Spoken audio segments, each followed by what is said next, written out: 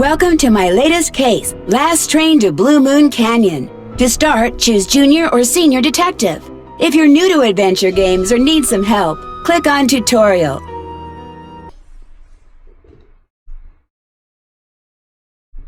Dear Hannah, here I am at the railroad station along with a handful of other detectives about to board a train bound for who knows where.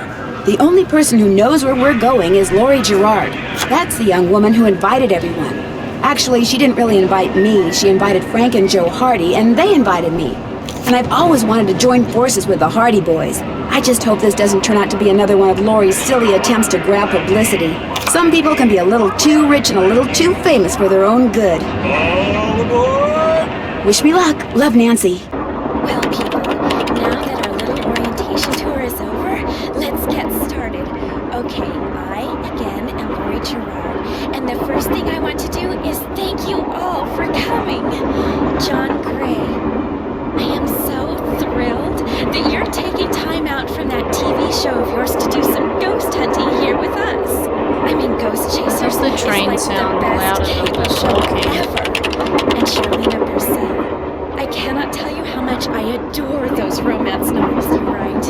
Your characters just seem so real. And all that stuff you know about the Old West, you are just awesome. And Tino Balducci, only the most famous police detective in the country. And then there's Frank and Joe Hardy. They're amateur detectives. My dad and their dad are old friends. What's with Frank's and you head? must be the other amateur detective, their friend? Natalie? Nancy Drew? Whatever. Alright, I'll bet you're wondering where we're going. Well, we're going to Copper Gorge, Colorado. Why? To solve the mystery of what happened to What the hell's Jake with the Hurley, sound? the man who originally owned this train. Because see, one day in 1903, his train, this train, was found in a place called Blue Moon Canyon, which was out in the middle of the Nevada desert. Only the engineer was on board, and he was dead. As for Jake Hurley, he had disappeared from the face of the earth. Oh, and two more things. Before he disappeared, Jake was rumored to have found the richest gold mine in the world. And the train he owned, this train, his wife Camille died on it while they were going to the gold fields. It was rumored to be haunted. She's gone. Oh my gosh! What in the world? What the? Hey, what's going on? Okay. People should never go tampering with things they don't understand. Oh, brother. It's okay. Everybody just stay calm. No need to panic. I'll get to the bottom of this. Well, Nancy, you're up on all that social etiquette stuff. What are you supposed to do when your hostess vanishes into thin air? Look for her, I guess. If I don't seem concerned, it's because I'm not. Lori Gerard is a young woman whose only goal in life is to be famous. She craves attention and habitually uses her father's considerable wealth to get it. Okay, why was the conversation at the start, like that cutscene, very quiet? That was really not okay. Also, I'm just gonna start pointing things out. One, what is with your hair? What is that pony thing on top of it? Just looks weird. And that pearl necklace with that flower and that I guess that's a sweater. That looks ugly. And is that a skirt? It just looks like, yeah, that just doesn't go well together. I don't know. And that laptop, what is with its keys? They're just like bulking out. It's just so weird. Why is there... Okay. So you think her disappearing like that is just some kind of publicity stunt? I just think she couldn't resist showing off in front of all of us minor celebrities. What was your name again? Nancy Drew. What was You your and I name have again? actually met. Sort of. I called you not too long ago when I was at Shadow Ranch. You gave me some information about Dirk Valentine. Ah, Nancy Drew. Is she that author then that we called? You remember me? No. Wow. Have you ever met Laurie's other guests before? Psst! Nancy! Come here. Excuse me for a second. I'm having a conversation, Joe. Are you serious? Interrupt Nance. me like Where that? have you two been? I followed Tino Balducci. And I went after John Gray. He went straight to the room in the car that used to be Camille's and didn't come out again. I could hear all these weird noises coming from inside. Okay. Any idea what he was doing? I was just about to go in, but the next thing I know, Joe's got my arm in a vice grip and is dragging me back here, babbling about how Balducci's our guy. He found something on the floor right where Laurie was standing when the train went dark. I saw him pick it up and put it in his pocket. Then he left. Did you see what it was? When I tried to talk to him, he just kind of brushed me aside and said something snotty like, "I'm on the job here, Junior, so just go back to the playground and stay out of the way." In case you two hadn't noticed, we're not getting a lot of respect around here. Can't we at least tell Balducci that we do stuff for ATAC? You know the rules. ATAC? American Teens Against Crime. We do a lot Oh of my undercover God. work for them. Wonder Cop's probably never even been undercover. That's right. Joe, let it go. What'd Charlena have to say? She thinks Laurie is faking this whole disappearance thing. Charlena She's Purcell, not the that's only her one. name. How can you say that? You heard Laurie scream. Anybody can scream, Joe. Especially girls whose fathers have given them acting lessons along with everything else they've ever wanted. What about you, Nancy? What do you think? Yeah. I kind of agree with Frank. You've got to be kidding. Has anyone talked to the engineer? Not that I know of. Then I'm going to head up front and tell him what's happened. Maybe he knows something we don't. Good idea. In the meantime, we'll take another look around in here. Great. Catch you later. Pretty. Looks like some kind of gemstone. Okay. Back already? Actually, I really haven't been anywhere. Catch you later. Okay. Oh shit. Okay, yeah, never mind.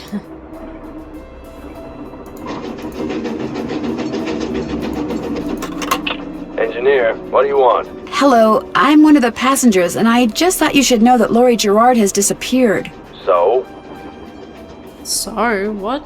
I just thought you might want to call the police or something. Hey, all I know is I take orders from Miss Gerard, okay? Right now my orders are to get this train to Copper Gorge non-stop. And until Miss Gerard tells me otherwise, that's what I'm gonna do.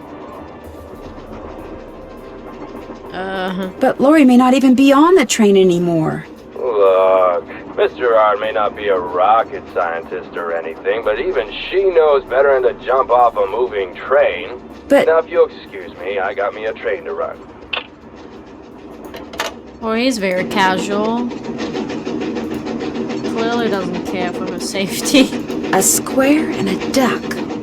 It looks like this thing opens up. But how?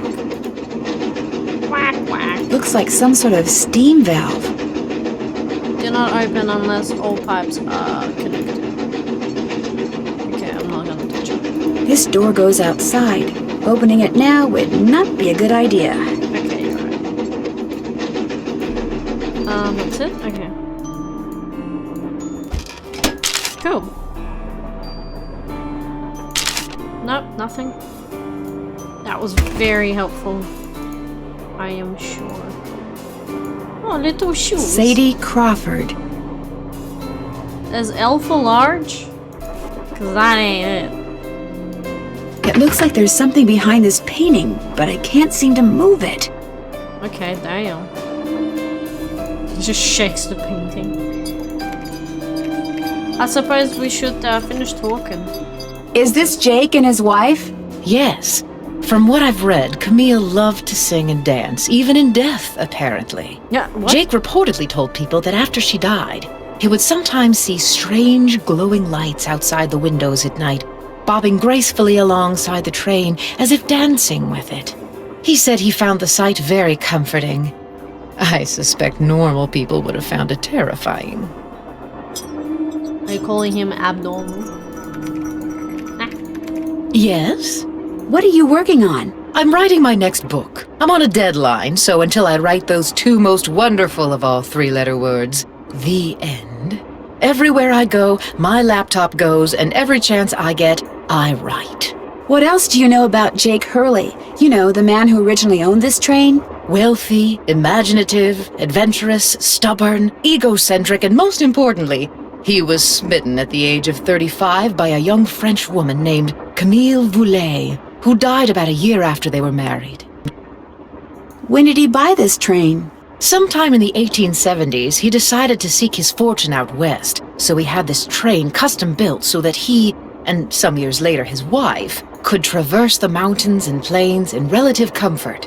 So he went west and became a miner? All anyone knows for sure is that years after Camille's death, he showed up in Denver with a pouch full of gold nuggets and semi-precious stones, which he used to purchase mining supplies. He refused to say how he'd come by them, which of course led to speculation that he had found a fantastically rich vein somewhere, although to this day, its existence remains unsubstantiated and its location quite unknown. Why do you think Lori invited you on this trip? No doubt because I'm such an authority on life in the Old West, and because I'm so good at using old information to unearth new information. My knack for research is, well, it's a gift. I'll touch bases with you later. All right then. Well, gifted one. I shall leave you to it. No, that's creepy. Another gemstone. Okay. Nothing here. You put a bloody gemstone in. This must have been the sleeping car. No, I can't go anywhere. I need 4 numbers to unlock this, and there's, what, 10,000 possible combinations? Guessing could take me a while. No one said you need to guess. Calm down.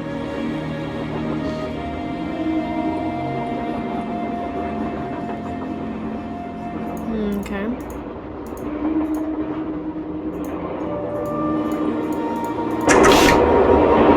Man, that'd be scary, moving from a train like that. That's a very small car. Whatever it's Hey, come on over here. Hi, you're that Nancy person. How you doing? John Gray. How you doing, that John person? It's a pleasure to meet you. I've seen your TV show. Then I don't have to explain what I'm doing. I have no idea what you're doing.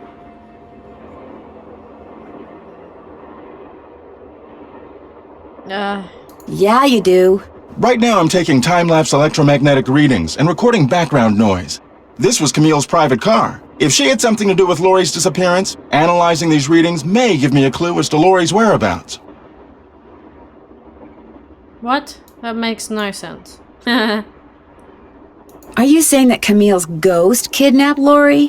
What to most people are ghosts are actually temporary distortions in local electromagnetic fields caused by the presence of residual psychic energy generated by the person or persons who frequented that particular locale. That's my working theory, at least.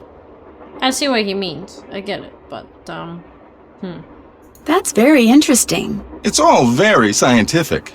But the fact is, Lori's missing, and I for one am doing everything in my power to find her. The vibes I'm getting make me think she could be in serious trouble. okay. Charlena Purcell thinks Lori is just playing some kind of joke on us. Charlena Purcell writes romance novels. End of comment. What do you think of Tino Balducci? I kind of feel sorry for the guy. After catching those bank robbers, he can't just be a good cop anymore. He's got to be a great cop. Tough to perform under that kind of pressure. Is Lori a friend of yours? First time I met her was when I boarded this train with all the rest of you. I knew her by reputation, of course, like everyone else who reads the tabloids. It doesn't appear that anyone aboard this train is her friend. Maybe she doesn't have any friends. Wouldn't be surprised. Maybe you can be too rich after all. I won't keep you any longer. Come back anytime. I don't know if it's... Wow, okay. He means business. I don't know if it's too rich or too dumb. The Little Book of Samplers.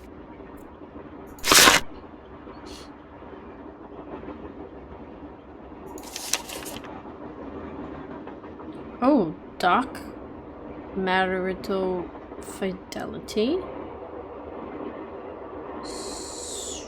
Square? Nature. Okay.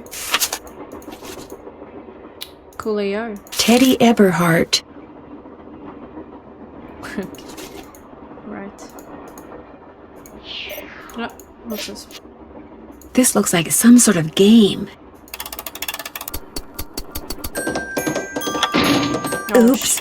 Okay. Too late. Wipe out.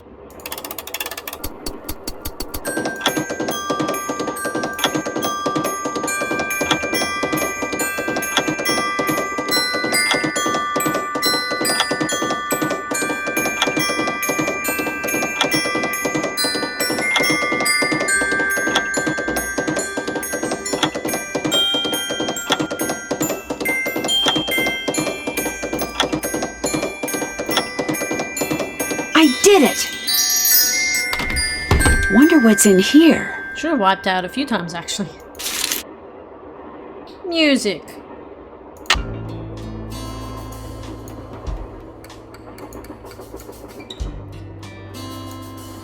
If I had some music, I could play a tune. Well, what do you know?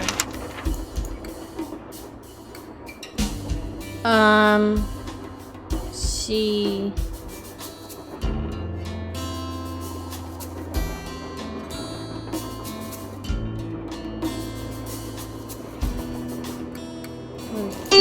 Oh, Don't do that, please! Those microphones I set up over there are very sensitive. You just about took out my eardrums. shit, sorry. You can play that thing when I'm done. I'll let you know when that is, alright? Okay. Well, that doesn't suit me. Maybe I will move your microphones. How about that? Looks like some kind of sewing sampler. I wonder if Oh, yeah. there's a relationship between those symbols and those numbers. 4 and 1. Awful Ursula. Okay. I wonder what's under here, and what the deal is with those weird-looking bolts. Looks like I need a special tool. Okay. It's locked. Unlock it. Looks like Camille was teaching herself how to play the piano. Oh yeah, I know how to. Thomasina O'Neill. Okay. What the hell was that? Ruth Kensington. Okay. Yeah, that doesn't look like a modern picture at all. Alright, we'll come back here then, I guess. There's a few things to do. Oh, okay. Hello? Nancy, hi, it's me. Hi, Bess. And me. Hey, George, what's up? What's up? You're the one who's on the train with a bunch of famous people. You tell us. This is torture, Nancy. I'm dying of curiosity here. Bess, just calm down. Oh, like you're not just as curious as I am. She's the one who insisted we call you Nancy. Only because you're driving me crazy. I'm supposed to be helping her paint her room, but every other brushstroke she's like, where do you think she is now? How do you think the Hardy Boys are doing? Why do you think she hasn't called? What do you think Laurie Gerard is wearing? Oh, George, that is so not true. I could care less what Laurie Gerard is wearing. So come on, Nancy. You're on a train full of famous people bound for who knows where. So dish already, would ya? Bess, calm down. Look what you did. You got paint in my hair. I'm sorry. You know, actually that looks kinda cool. Nice try, Bess. No, really. You're just saying that because you're afraid I'll bail and you'll wind up having to paint this dump all by yourself. George, I kid you not. You should seriously think about doing some major highlights in that color. What color is it? Adobe beige. Nice try, Bess. What's going on, Nan? Our hostess has disappeared. What do you mean, disappeared? I mean, the train went into a tunnel, everything went dark, and when the train came out of the tunnel, no Lori. She just disappeared. Publicity stunt. My thoughts exactly. Remember the time she was allegedly kidnapped from her Vegas hotel room? So she's known the guy for it. across the hall just happened to have a camera and got it all on tape. It made the evening news in practically every city in the country. And then there was her daring escape the next morning. Only it turns out she faked the whole thing. Of course, she claims her ex-boyfriend faked it to get back at her. She thought she was really being kidnapped. Like anybody believes that. Sounds to me like somebody has been spending a lot of time reading the tabloids. George has. Very funny. So what else is going on? Before she disappeared, Lori told us that the purpose of this train trip is to find out what happened to Jake Hurley, the train's original owner. Was he murdered or something? No one knows. He was married to a woman named Camille, but she died, and he eventually vanished while mining for gold. His train was found abandoned in Blue Moon Canyon, Nevada, with no one on board but his dead engineer. Whoa, spooky. Have any theories? Well... Not yet, but the train is also rumored to be haunted by his dead wife. So first Hurley's wife dies, then Hurley vanishes, then the engineer dies, Highly then doubt Lori it, but vanishes. A pattern, maybe? Bess, do us all a favor and leave the detective work to Nancy, okay? Has either of you been to Copper Gorge, Colorado? Never heard of the place. Why? Well, that's where the train I'm on is headed. Apparently Jake Hurley buried his wife Camille there after she died on the train. She died on the train? Ew, creepy. John Gray has set up a bunch of equipment in Camille's train car in hopes of documenting distortions in the electromagnetic field caused by her residual energy. Say what? He's looking for Camille's ghost. Don't you ever watch him on TV? Just because I watch him doesn't mean I understand him. I love how Nancy remembered what he was saying. I'll talk to you guys later. We'll be right here. Yeah, washing the paint out of our hair.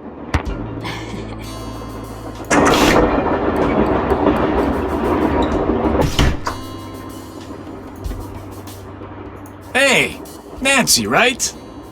What's all y'all interrupting me? That's right, Nancy Drew. Amateur detective, huh? Ever thought about becoming a real detective? You know, like me? You mean become a police detective? No, I never have. It's a great job, you know. I love it. You, heard about those bank robberies I solved, right? Tell me about them. Baffling case. Two-man team at 17 banks in 3 states in 5 days. FBI had no idea who the perps were. But after forcing their vehicle to a stop, confronting them, despite the fact that they were armed and giving chase, I single-handedly made the collar. I heard they stopped because you accidentally rear-ended them. You heard wrong. Gotcha, You see, bitch. Nancy, when somebody does something really remarkable in this country, the first thing everybody else does is try to tear them down. Reporters, late-night comedians, even some of my fellow officers, all have been spreading vicious lies about me. Why? Because they've never done anything remarkable in their sorry little lives, and they're jealous. Anyway, you should look around in here. Lots of interesting stuff. This was Jake's private car, you know. You didn't accidentally catch them and now you are upset because people are making fun of it. Because they know you're a shitty detective, but you know. Have you had a chance to talk to Charlena Purcell? Now, why would I want to do a thing like that? You don't like her? I can't stand those sappy books she writes. And seeing as I said as much during an interview on national TV once, it's a pretty safe bet she doesn't like me. Have you talked to John Gray? The ghost guy? Total quack. Only reason I talked to him would be to arrest him for fraud. So, what do you think happened to Lori? She could have been kidnapped, she could have been tossed off the train, she could be hiding from us. But I obviously won't know which until I've gathered all the facts. So, you're gathering facts? Of course, it may not look it because that's my style. I'm a low-key kind of guy. But hey, don't worry. I'll know the facts when I know the facts. The truth can't be rushed, you know. I understand that you found something on the floor in the dining car. Was that a fact? At first I thought it was an old coin, but it turned out to be some kind of slug. Where do you think it came from? Probably been lying there for 100 years. May have served a purpose back then, but now, worthless. May I see it? Sure, in Can fact, I have it? here, keep it. Wear it around your neck or something. That way, when people ask you where you got it, you can tell them Tino Balducci gave it to you. The Tino Balducci. You're not that famous. Oh my god. Oh, thank you. What else can I do for you? Thanks for your help. Don't mention it. And you gave it to Nancy Drew. The Nancy Drew. anything out? Oh yeah. Periodic table. My favorite. Okay, so I guess I'll need that for something.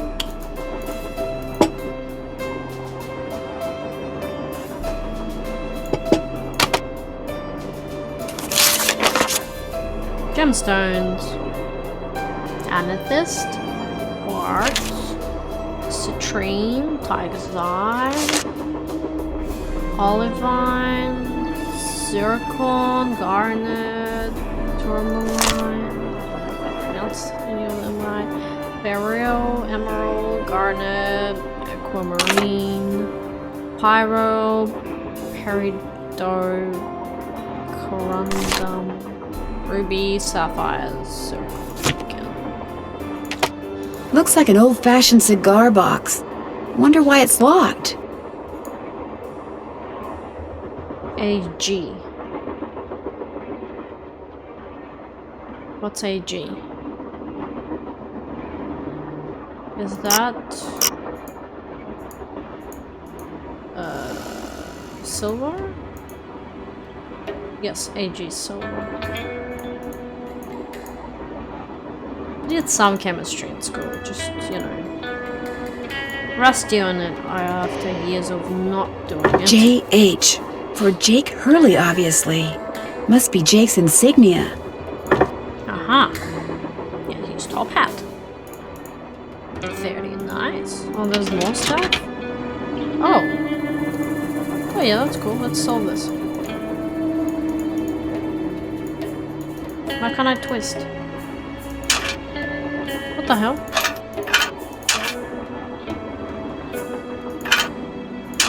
Why couldn't I twist before? So odd.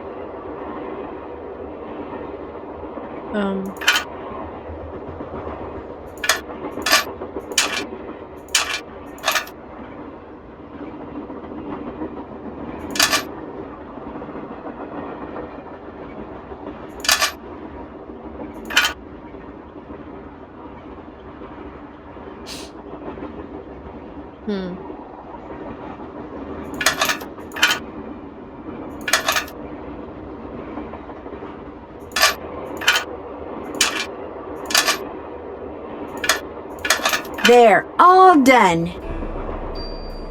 Cool. I guess there's more to do then. Another gemstone. Okay, I guess I need gemstones for stuff as well. Eliza Sandberger. Doll with a blah blah blah. Okay. What's with all this doll stuff too? An old scale. Strange. It seems to be built into the wall. It's locked. Owl and cherry. Those symbols look like the ones I saw in that sampler. Oh yeah. Oh, I need the numbers. Owl is 3. Cherry is 10. Okay. I need more of these slugs.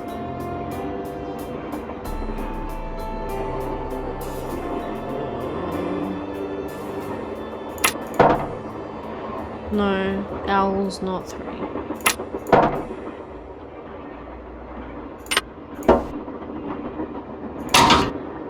Oh! That square and that duck look very familiar. Well, duck is 1. And square is 4? Wait, this is minus. And this is plus. Oh! So I put a 3 and a 7 on here, which which was -10. For some reason. I don't know. So that's 5.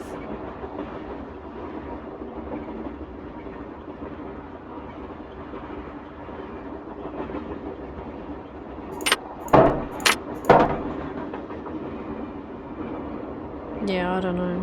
Can't do anything now.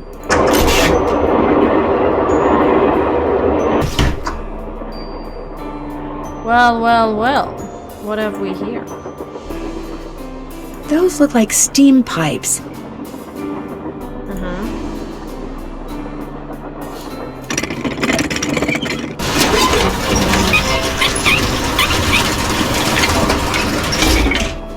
Yet again, I don't think this is the technology of back in the day, but okay.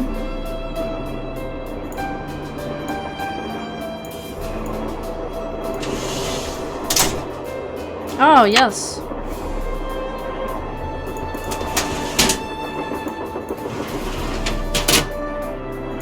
Silver. What do all those colors have to do with silver? Aha! Orange, blue, green, red, purple, yellow. Orange, blue, green, red, purple, yellow.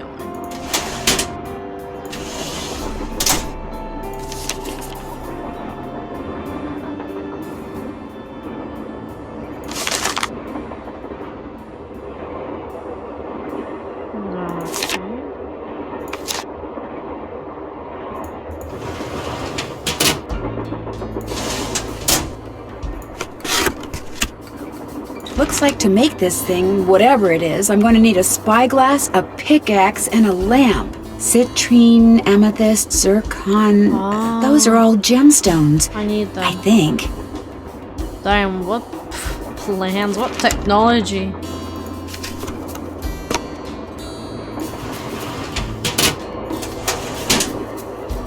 Nothing? Okay.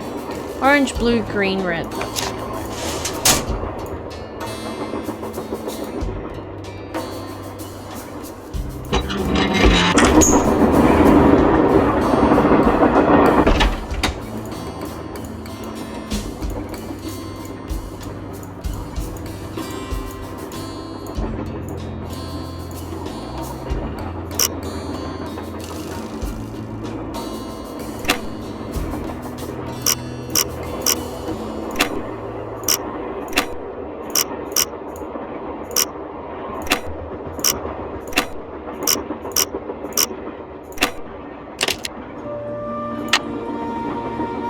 Oh, yeah. Okay, I guess I need it. Looks like a pattern for some kind of dance step. Maybe I'd better keep this. Alright. Wilson Carbide and Acetylene Works. I'm not reading that. Always your friend, Thomas Wilson. Hope that was not that important. Wait. Yes. Alright, where else did I see these gemstones?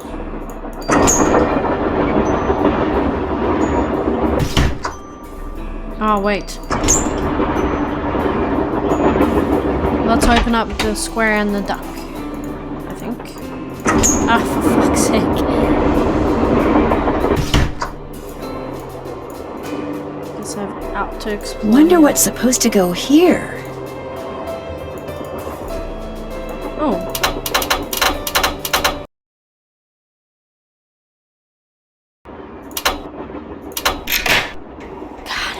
Got him. Looks like I need to enter 8 letters into this thing. The question is, which 8 letters? Good question, Miss Nancy Drew.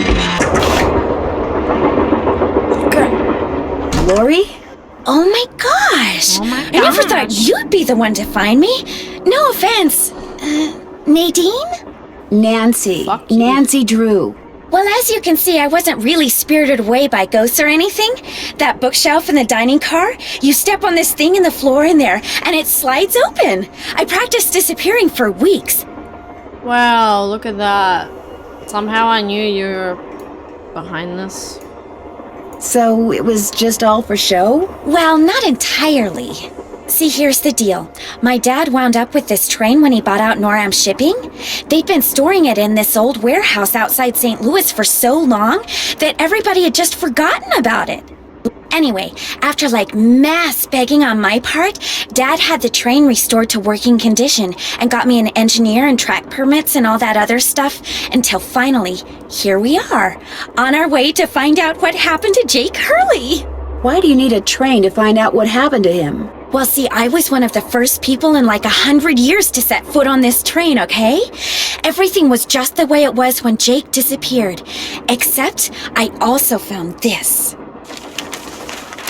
It's a letter that Jake wrote in 1901 to his niece back east. He was real paranoid about claim jumpers, which is why he never told anyone where his mine was. But he was also afraid something would happen to him and no one would ever know where it was. So he wrote this letter to his only living relative, Ruth Kensington. Here, take it. You want me to have it? Why?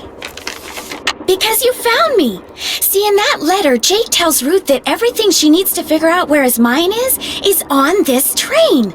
He also warns her that his wife's spirit is on the train too, which kind of creeps me out. But the thing is, to find Jake's lost mine, we need the train. How do you know this Ruth person didn't find the mine decades ago? Mostly because I found that letter in the wastebasket.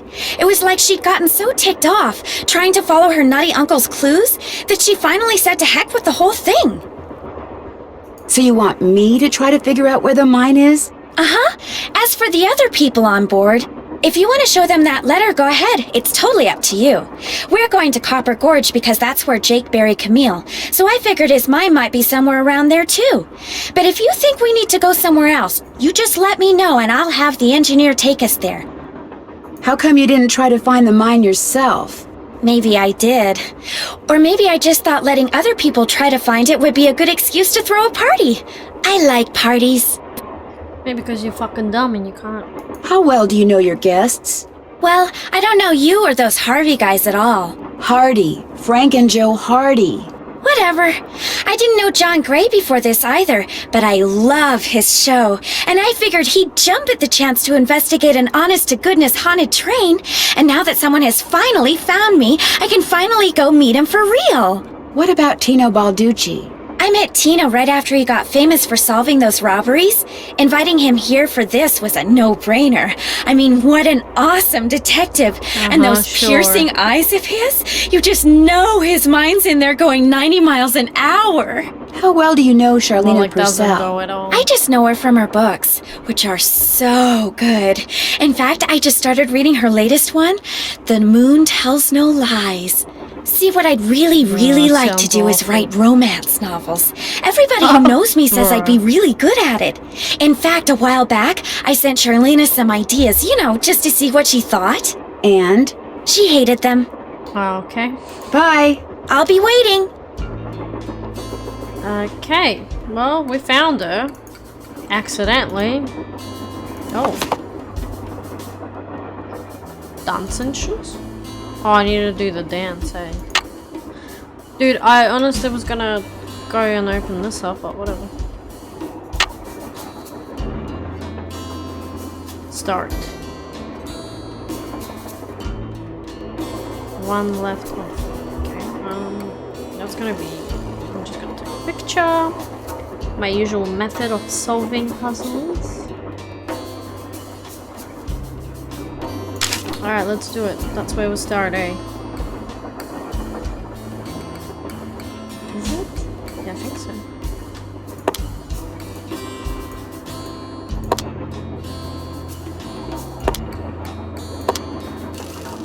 Two. 3. 4. 5. 6. 7. 8. 9. 10.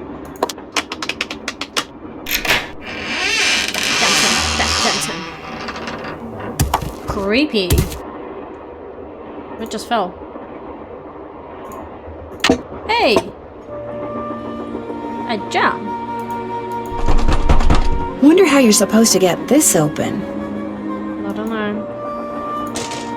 Guess Camille liked to collect dolls. Yeah, we gathered that from the frickin'... Ew, creepy looking one.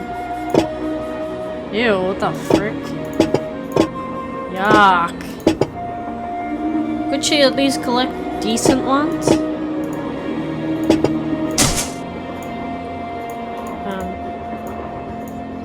Alright. That's that. Oh! Whoa, what?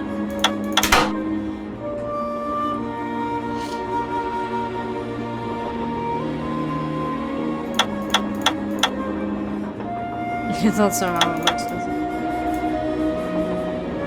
What am I meant to find, like, words-wise? Can I make any?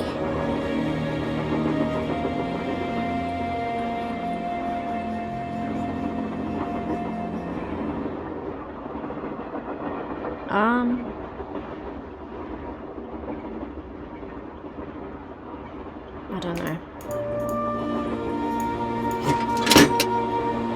I bet I know what this is for. Uh-huh, me too. Nice. That's it. Alright, see ya. There's so much to do, I like it. It's keeping me busy.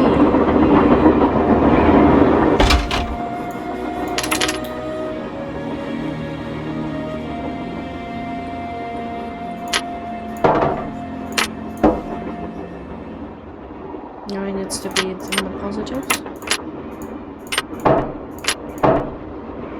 I thought it would be.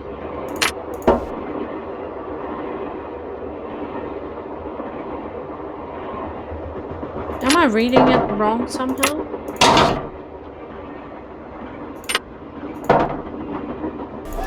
I mean, you gotta talk. Well, it's the little lady detective. What do you need? I found Lori. She was hiding in the caboose. Oh, yeah?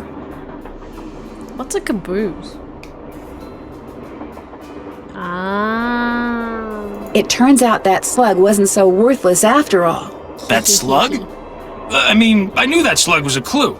That's why I gave it to you. I mean, Bullshit. I could have found Lori no sweat. But I thought, hey, why not give somebody else a shot? And you came through. Nice job. Thank Yeah, you. whatever. But look, from now on, if you come across anything that may have something to do with Jake Hurley in his mind, let me know, okay? Just so I can, give you advice, help you sort things out. After all, the opportunity to work side by side with a world-famous police detective doesn't come along every day, you know. No, thank you. How did you and Lori meet? We met at a party in New York. Nice girl. Not a lot upstairs, but nice girl. She seems to have a thing for your eyes.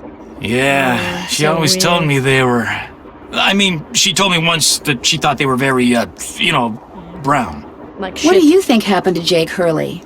He probably died trying to work that mine of his all by himself. But I'll let you in on a secret.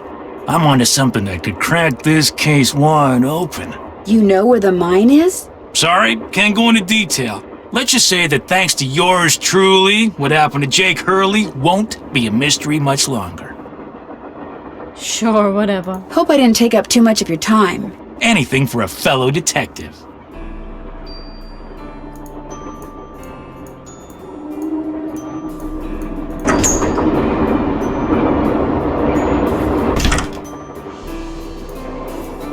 You can stop doing that so I can play my piano, please. What's up?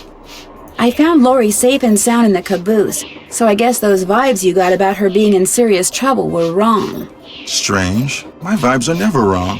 What's even stranger is I'm still getting them. So maybe they're not about Lori. Maybe they're about you. What? Me? I'm not in any trouble. Trust me.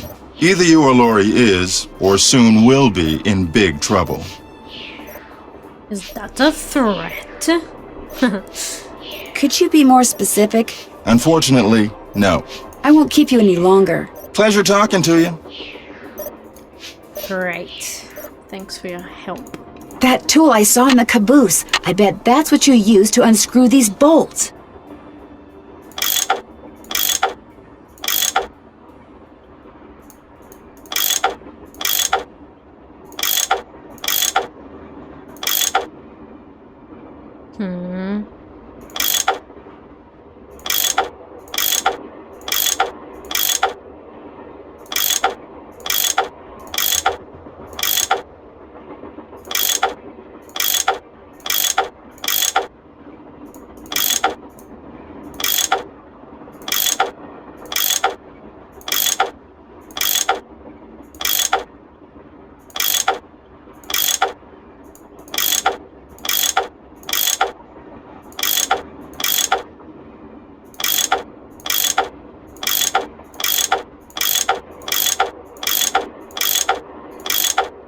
Oh, fire out. You rascal. More pipes to connect. Yo, I love pipes. Oh, what the fuck?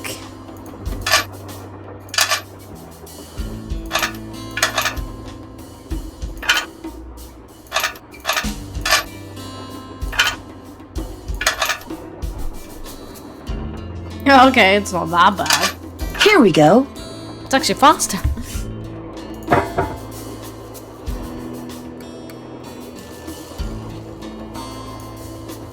See, 1, 7, 10, 4, 1.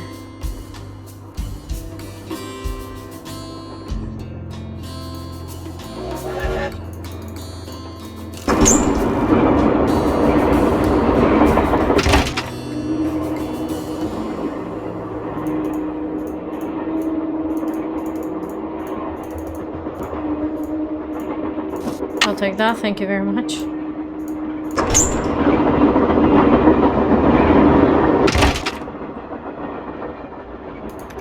Yes? I found Lori. She's in the caboose. You were right. She disappeared because she wanted to see which of us would find her first. And you won. Congratulations. Did you know that Lori wants to be a romance novelist? Doesn't everyone? Well, not me. Do you think she could do it? No. Could we please talk about something a little more pleasant? The others on the train, John Gray and that police detective, do you know them very well? I don't know them at all. Needless to say, I don't watch television, so I've never even seen Mr. Gray before. Although I do know that his profession, if you can call it that, is rife with crackpots. As for Mr. Balducci, from what I've read, his success in solving those robberies was less a matter of talent and more a matter of being in the right place at precisely the right time. Exactly. In other words, you don't think he deserves all the attention he's getting? No. You and those 2 Boy Scouts you're with would make better detectives. Why, thank that all, you, dear? Well, I'll let you go. My publisher thanks you. Hey, Nancy, What's with the Cheshire Cat grin? you found Lori. Yep, she's holed up in the caboose, and as a reward for finding her, she let me have this. It's a letter from Jake to his niece in which he leaves clues telling her how to find his mine. Only the clues are extremely obtuse. You found Lori, you got the letter with all the clues. Guess you don't need us anymore. Oh, Joe, quit pouting. Want any help? Are you kidding? You bet I do. Now you're talking. Balducci wants me to share everything I find out about Jake Hurley with him. I'll bet he does. He just doesn't want you to show him up again. Yeah, he wants you to do all the legwork so at the last minute, bam, he can swoop in and grab all the credit. I wouldn't tell him a thing, Nance. Unless it's to get lost. Aw. It stands to reason that the only person other than Jake who had to have known the location of Jake's mine was the engineer on Jake's train. Very true. Not necessarily. Jake might not have told him the exact location. Maybe he just had him drop him off somewhere nearby. Well, still, we'd be way ahead of the game if we knew where that drop-off point was. It would be nice to know his name. The guy died more than 100 years ago. How are we supposed to find out his name? Maybe Charlena What's-Her-Face could tell us how to go about it. Good idea, Frank. I'll ask her. Yeah, she would love to talk to me and get distracted from her book. I found a diagram for some kind of contraption Jake designed, but to operate it, you apparently need a pickaxe, some kind of lamp or lantern, and a spyglass. All of which were common everyday items back in Jake's time. But not anymore. What's worse, Jake could have been referring to specific items, like his pickaxe, his spyglass, and who knows where they are now. Yeah. My thoughts exactly. We'll keep our eyes open, right, Joe? You keep your eyes open, I'll keep my fingers crossed. Wow. Talk to you later. You know where to find us. He's not a believer.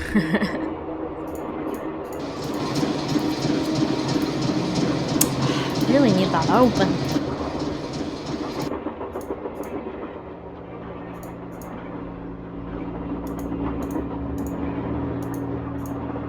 An eagle. Where else have I seen an eagle? Oh! I've looked at that before leaving. It was 9. 9.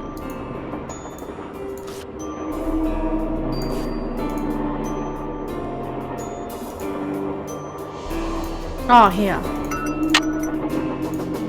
Yeah, I was like, I swear there was a gem. The 3rd of November, There you 1901, go. from somewhere in Colorado. Dear Ruth, I know that we've never met, but now that your father, my estranged brother, is gone, you are my only living relative. I am writing to you to tell you about my mind before I, too, depart this earth, and its location is lost forever. I cannot tell you outright where it is, lest this epistle fall into the wrong hands, but with the information which follows, and with my train, which shall be yours upon my death, I promise that you'll be able to find it. First, you will need a map. To obtain it, know that my travels have taken me all over this great country, to towns which can be difficult to find, to Calico, Silverado, and Central City, to Dodge City, Virginia City, and Tombstone. To locate the mine on the map, you'll need my projector. When it comes to placing the stones, you'll need to ask someone who holds a warm place in my heart. I have stored his name accordingly, but to retrieve his name, you'll have to give the dolls an order.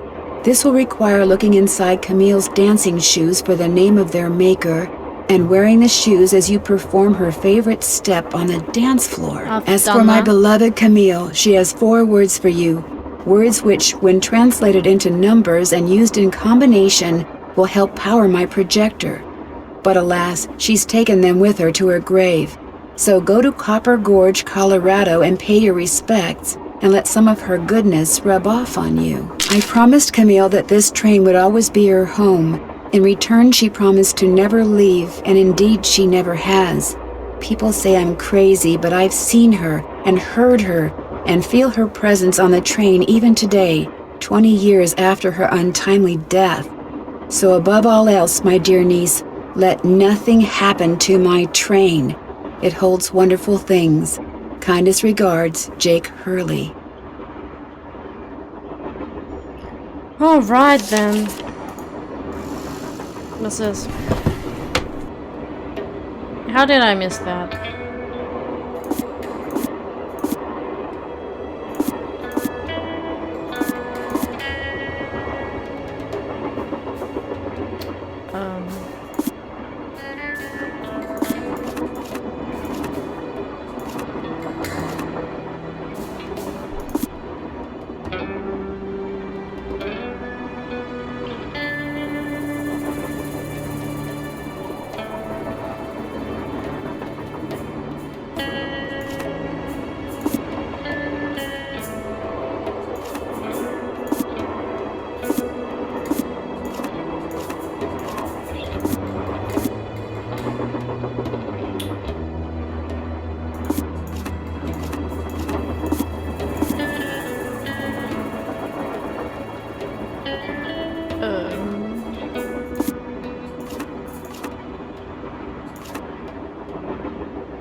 No, that's not it. This.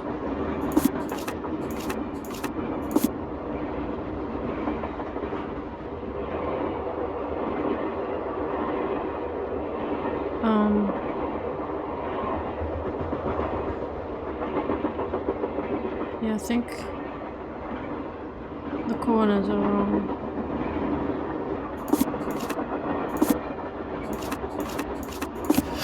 There we go. Left pickaxe and lamp with buhl for safekeeping. To open what's closed, lead is the key. Or is it lead is the key? I'd say lead, because we were looking at periodic table. Periodic. Idiotic,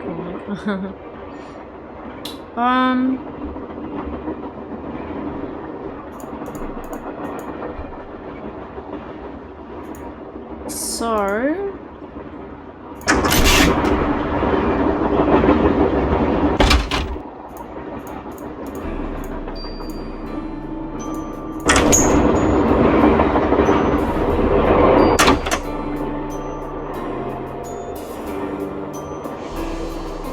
That must be the projector Jake mentioned in his letter to Ruth. Yep. Indeed. Whoa! Whoa! Somebody must have thrown the emergency brake. What the fuck? The question is, did somebody throw the brake? Or something? Oh, Joe, now you sound like Lori. Hey, I was the first one on the scene, and I saw no one. Who was the next person on the scene? John Gray. Then Balducci came bursting through one door while Frank and the engineer came through the other. Boy, was that guy ticked. He said the train could have derailed. He reset the brake, muttered a few choice words, then headed back to the engine just as you and Lori showed up. Everybody was there except Charlena. I don't think she left her laptop the whole time. There's no way Lori could have thrown the brake, unless she had someone else do it. The question is, why? What did she or anybody else stand to gain by stopping the train? I don't Answer? know. Nothing. Which is why I think we should at least consider the possibility that something less human in nature may be at work here. Whatever. Ah, Joe. I'm going to see if Balducci's done dusting for fingerprints. Catch you later. Yo, man. Engineer, Hi, I'm Nancy Drew. I talked to you before, very briefly. you're not the one who pulled the emergency brake, are ya? No. Good. Because if you were, I'd have to come back there and throttle you. Old as this train is, it's a wonder it stayed on the tracks. So you have no idea who Throw threw the me. brake? Like I just said. What an If I asshole. did, I'd be back there tanning their hide. Now, if you don't mind, I gotta get back to work. What a grumpy old man. I don't know if he's old. Sounds old. Was it you? More questions? Would you like to see the letter that Lori gave me as a reward for finding her? The one in which Jake Hurley supposedly tells his niece how to find his lost mine? No, thank you. I happily leave it to you to try to solve the mystery of his disappearance. You can afford to look foolish, dear. I Rude. can't. Aren't you even going to try finding out what happened to Jake Hurley? No time. The only reason I haven't insisted that Lori release me from all this silliness is there's always the possibility that what happened to him has the makings of a bestseller, although I highly doubt it. Why are you so sure that Jake's story wouldn't make a bestseller? His story is an all too common one. A man wanders off into the desert in search of gold and never returns. Why? He either doesn't have enough food or water, or he encounters hostile natives. But why was his train found out in the middle of nowhere with just the dead engineer on board? That does make the story a little more interesting. My guess is the engineer got tired of waiting for Jake to return, took off in the train to get help, and died of a heart attack along the way, after which the train rolled to a stop in Blue Moon Canyon. Anyone experienced enough to single-handedly run a steam engine would have been quite a bit older than Jake. What do you think happened to Camille? She probably died of something mundane like pneumonia or even measles. Now, if it was wintertime when she died, and they were in the mountains, Jake no doubt kept her body on the train for months before he buried her, which is rather delicious in a morbid sort of way. Delicious is the last word I'd use. Do you have a theory as to who pulled the emergency brake? Well, I know it wasn't me, I assume it wasn't you, and I highly doubt it was Lori. So that leaves those two friends of yours, Mr. Gray and Mr. Balducci. What do you think their motive was? I don't know about your friends, but perhaps those other two simply thought it would be fun. Boys will be boys. How would I go about finding out the name of Jake's train engineer? If you're smart, you'd ask me. And because my Which work is is what going I'm surprisingly doing. well, during my next break, I'll log on to my archives at home and see what I can turn up. That'd be great, thank you. Whoever invented the cellular modem, that's whom you should thank, dear. Well, I'll let you go. That would be nice. Cringe.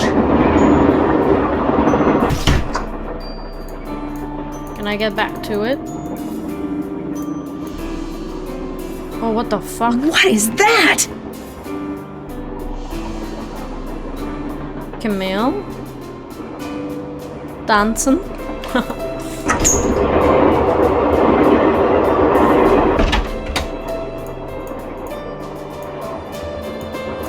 Alright. Oh, what the fuck?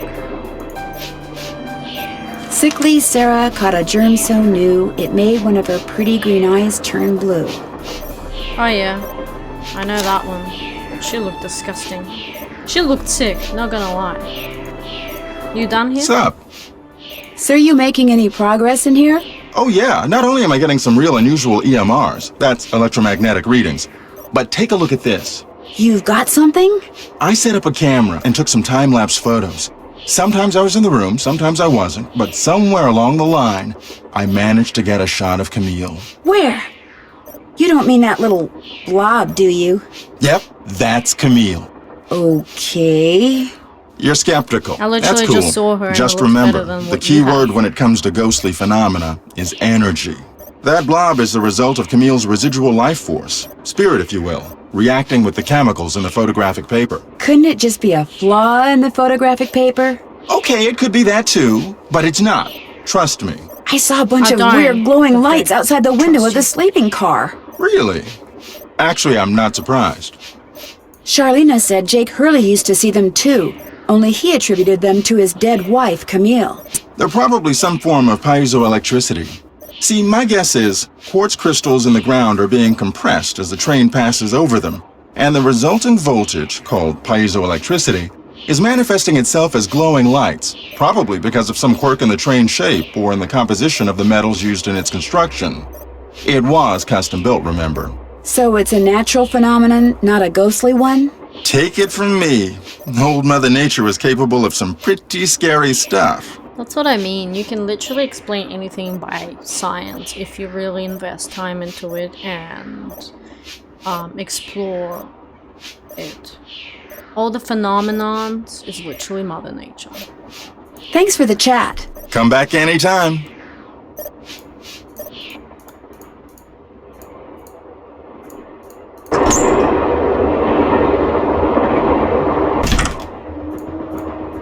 Ah, Balducci, fix up. Glad you dropped in. Lori told me she'd given you a letter from Jake Hurley that says how to find his mine. That's right. You can read it if you want. Lori should have given that to me. I mean, I'm the trained professional around here. Let me take a look.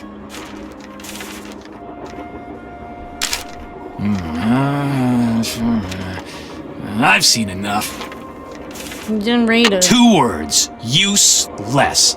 Those are just the rantings of a guy who spent way too one much of his word. life swirling mud around in Pandora in the hot sun. 5-star nut job. You don't think there's anything helpful in there? Nada. Did you find any fingerprints on the emergency brake handle? None that were any help, thanks to Casey Jones up there. I told the old geezer not to touch anything, but he went and got his big, fat, oily paw prints all over the place.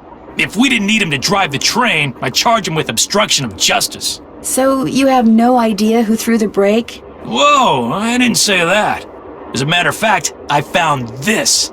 Probably fell out of the perp's pocket while he was yanking on the handle. Looks like some kind of thermometer. Yeah, like the kind a certain ghost hunter uses on that bogus show of his. You think John Gray threw the brake?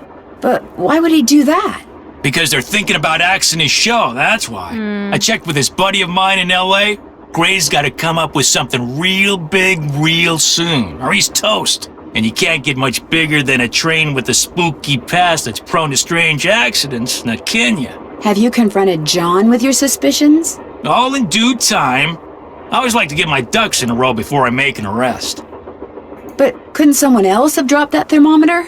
Please, who's the top cop here, huh? Who's the world-famous detective? You? I know what I'm doing, sweetheart. Actually, I am. John Gray wanted publicity. That's exactly what I'm gonna give him. Thanks for your help. Anything for a fellow detective.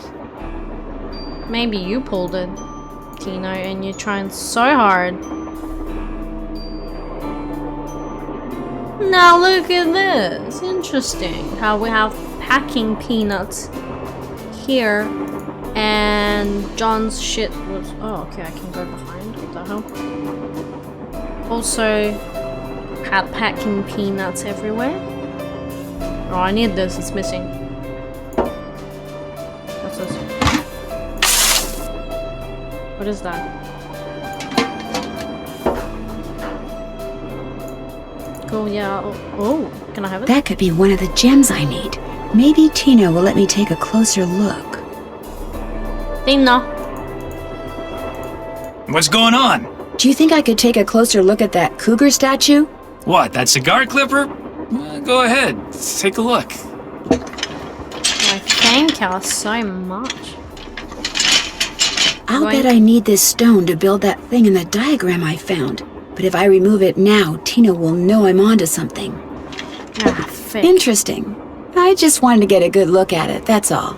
What else can I do for you? You've been a big help. Don't mention it. Maybe it was Tino that stopped the train, actually. Because... yeah, I think he was, like, searching for, is it John's stuff? I'm surprised John hasn't commented on the fact that his trunk was open and packing peanuts were everywhere, and we found those with Tino. Yes? I hear that Tino and you used to be an item. How did you know that? I'm a good detective, remember? We went out a couple of times, yeah. As for why we stopped going out, you'd have to ask him. I don't care. Do you have any idea who threw the emergency brake? I know exactly who did it. You do? Well, who else could it be? Camille. None of us has any reason to stop the train but Camille. She doesn't want us to find Jake's mine, so she's going to do whatever she can to keep its location a secret. Did you see something? Well, no. But I'll tell you what. Your friend, that Jim Harley guy? Not Jim, Joe Hardy. Yeah, well, he thinks it's Camille too. He just doesn't have the guts to say so. Bye. I'll be waiting. I'll tell him you said that.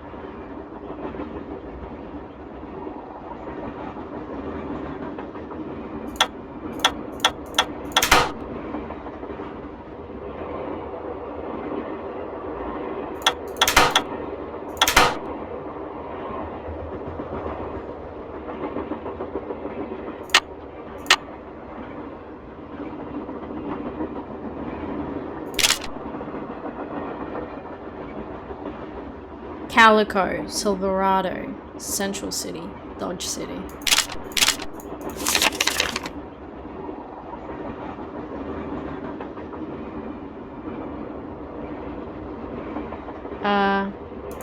Calico. Silverado.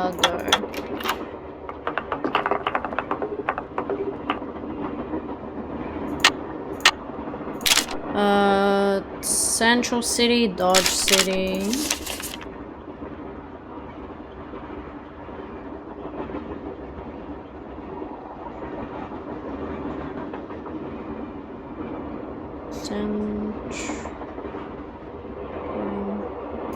Central City. Dodge City.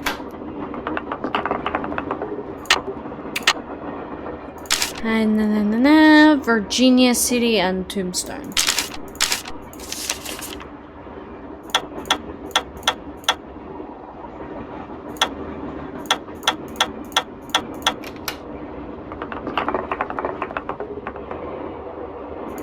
No!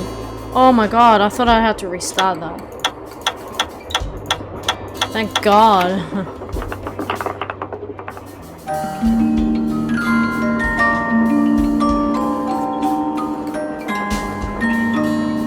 Guess I'm done. Strange. All that's left is a jumble of letters. NVRZ TBAA.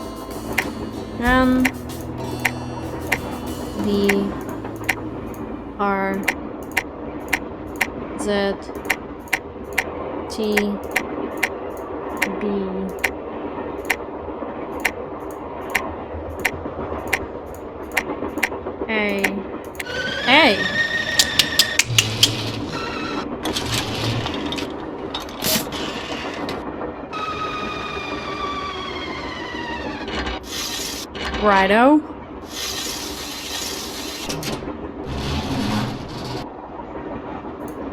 Jake's mind must be somewhere on this map, but where? Okay, cool. I need I need to do the doll.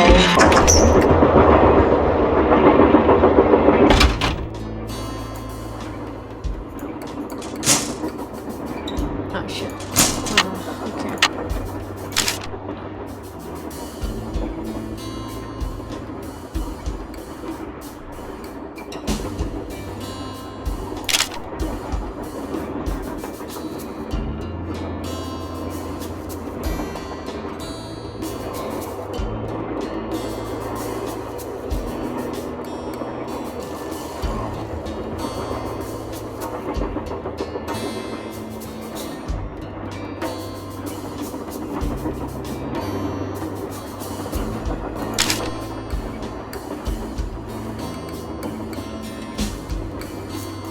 How am I gonna...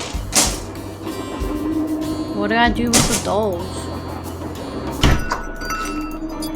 More questions? Were you able to find the name of Jake's train engineer? I came across 3 references to the fact that Jake had an engineer, but I'm afraid none of them included his name. As if... I failed. Sorry. I'll touch bases with you later. My publisher thanks you. Help me. Nancy, you missed it. Missed what? The argument of the century. Joe, he's exaggerating. Oh, come on. You heard them. They were ready to tear each other to shreds. Who? Charlena and Lori. All we heard was the tail end of it, and unfortunately we really couldn't make out what they were saying. So you don't know what they were arguing about? No. But whatever it was, both of them were absolutely out of their minds, livid. And it would probably be a good idea to find out why. Let me look into it. I'll talk to you later, okay? You know where to find us. I need help. Help me. More questions? What were you and Lori arguing about earlier today? Lori and I? We weren't arguing. We were simply discussing a topic about which both of us are passionate, that's all. Were you discussing her wanting to be a romance novelist? No. And even if we were, that's really none of your business. I know that sounds harsh, but really, Nancy, eavesdropping is so tacky. I didn't Actually, it was Frank and Joe Hardy who overheard you. They said I should talk to you before they gave me all the gory details, but since you obviously don't want to tell me your side of the story, I'll just have to get the scoop from them. No, you don't have to do that. A storyline that Lori submitted to me found its way into my last book, despite the fact that she never received compensation for it. She's reading the book now, and when she got to that part, she freaked. You stole one of her ideas? She had no business sending me unsolicited material.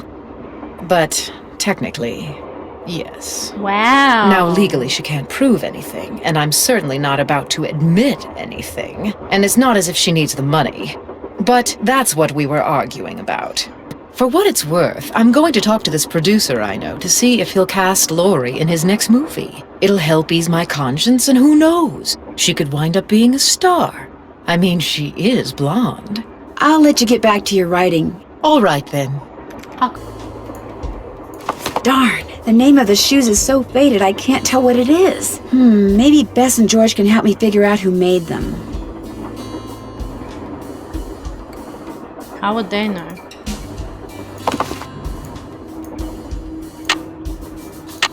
So they can help me after all. Hello? Hi, Bess. Hey, what's going on?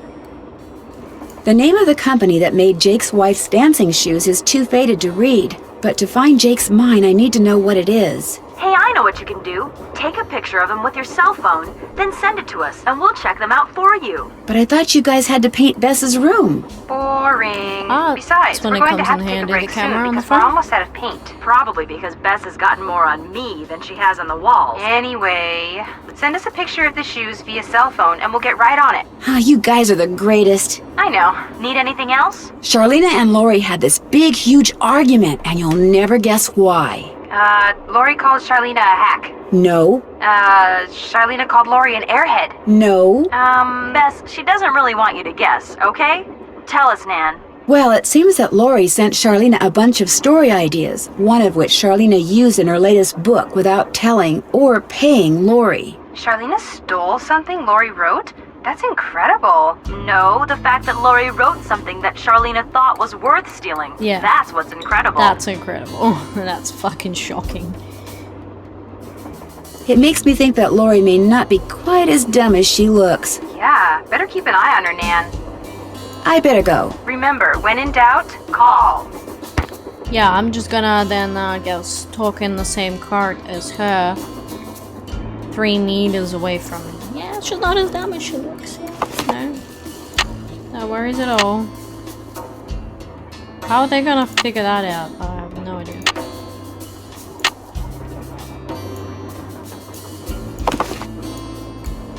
So, like, how long do I wait?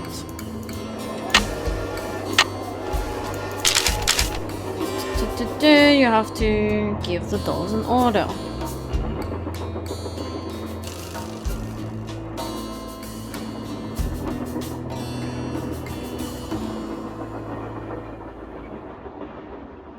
So basically the name of their maker will help me sort the dolls out. Here, I don't know. But throughout the train there's been like times where their names would be given.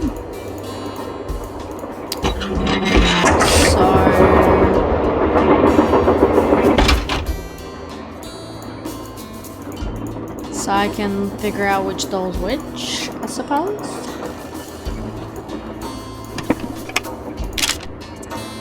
I don't think that's it. What the hell? Why did the train shake? This one. Eliza Sandberg.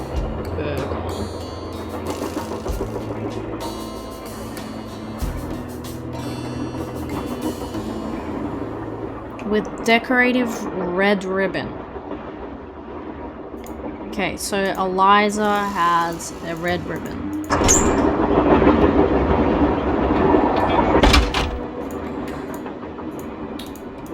What else was there?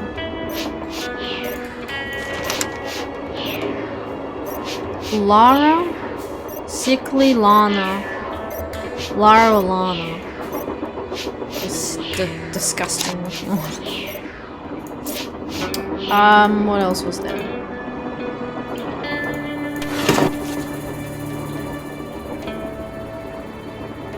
Toma something.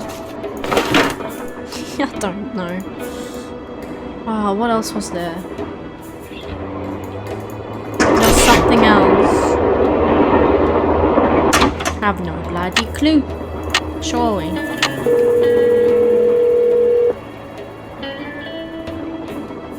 Hello? Me again. Just checking to see whether you were able to find out the name of those dancing shoes yet. Your wish is our command. But hang on to your hat. The name is a real mouthful. Holy fuck. The shoes were made by Chaussette Chateauyantes. Chaussettettes.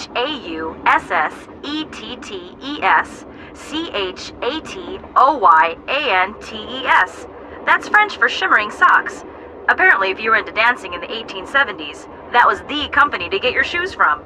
Chaussette Chateauyantes. Got it. Thanks, guys. Thanks for letting us help. Talk to you soon. Let us know what happens. How the frick does that help me?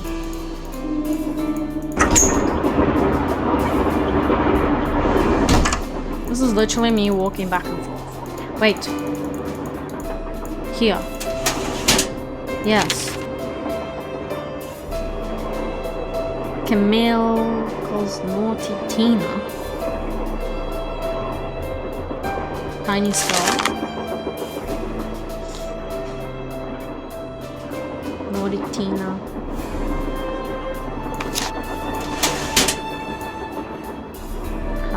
Okay, so that's that. One with the fractured skull, I think.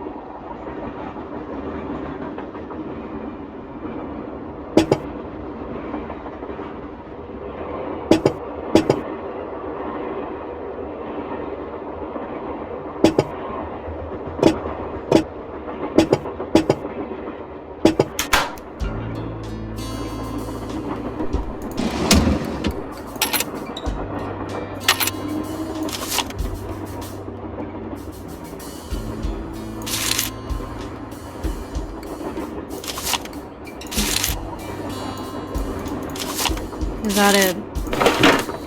Whatever.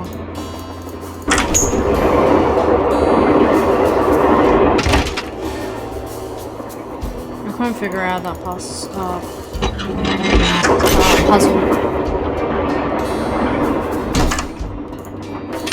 Whatever.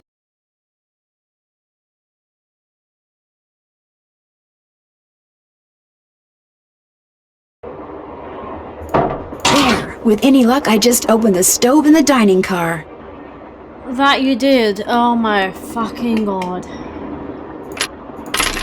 Finally.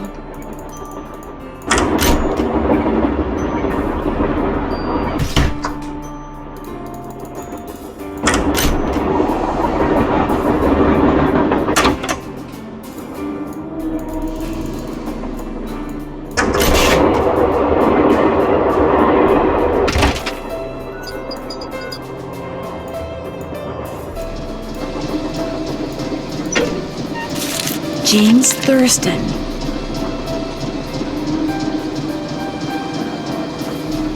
That was the driver, yeah. What do I do with his name?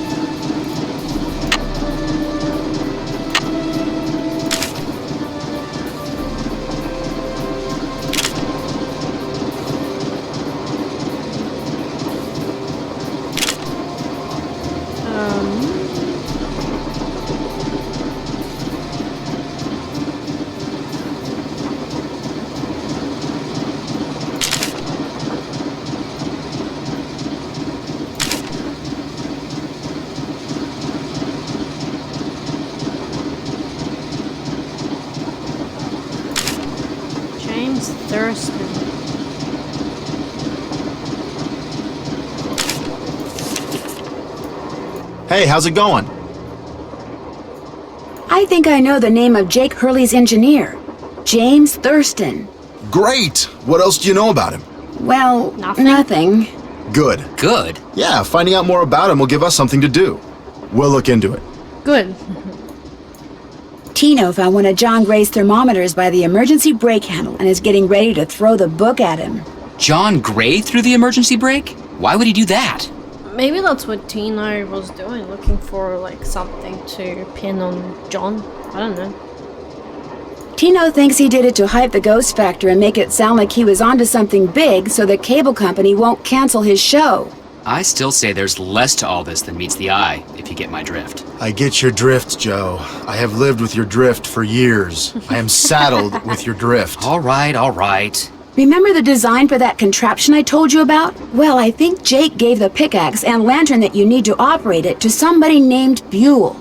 Buell? Joe, show her! Show her what? That old picture we found! Okay.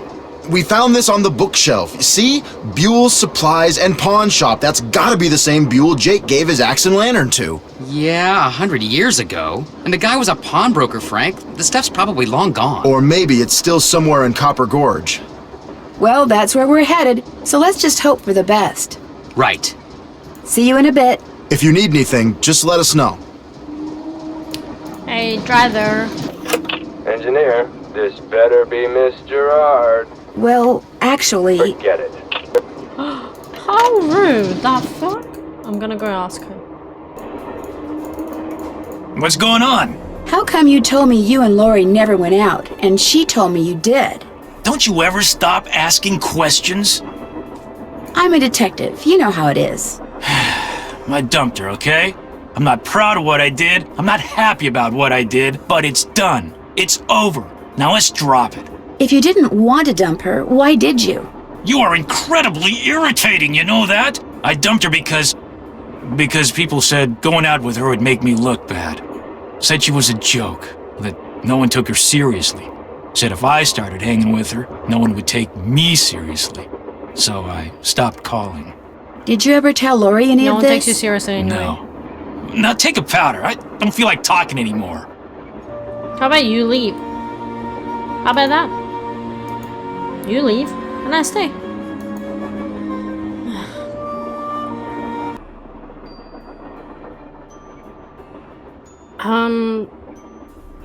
Last time the game was really loud. I don't know why. So hopefully it's not too loud now, because you can barely hear me. Sometimes you can, sometimes you can't. But yeah.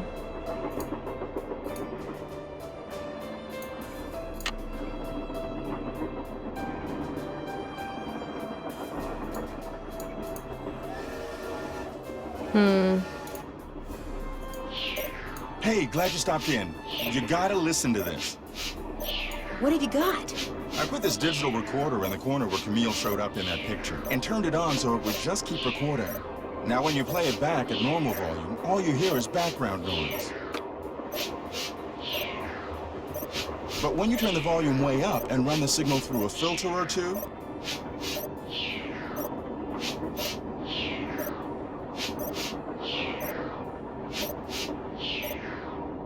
hear that?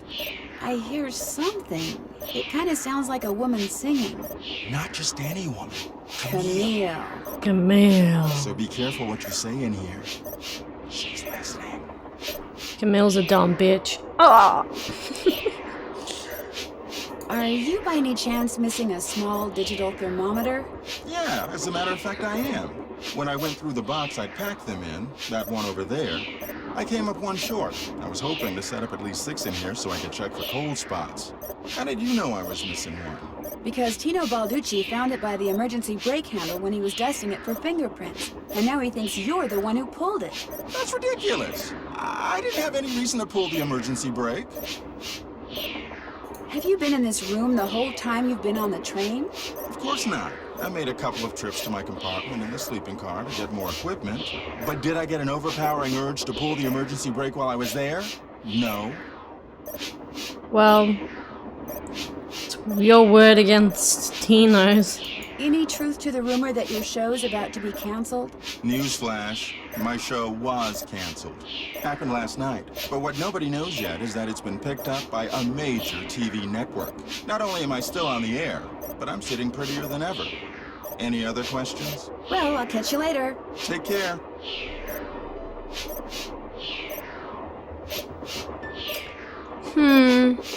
Okay.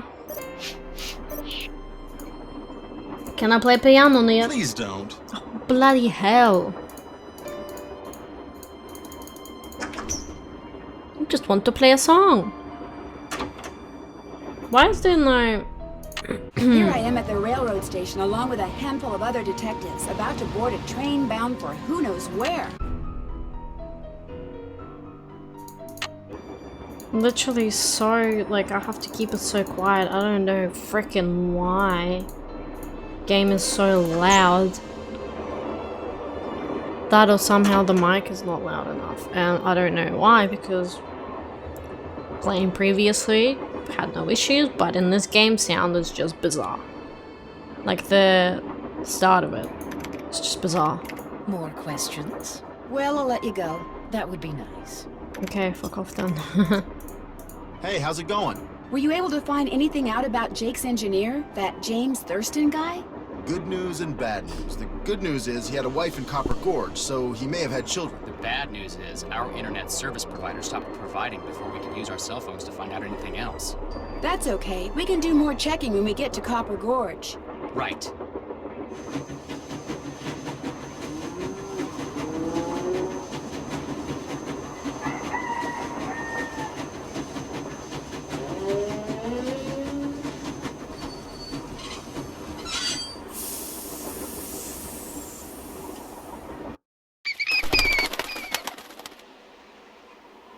Wow, so I guess they got their at their own accord. No.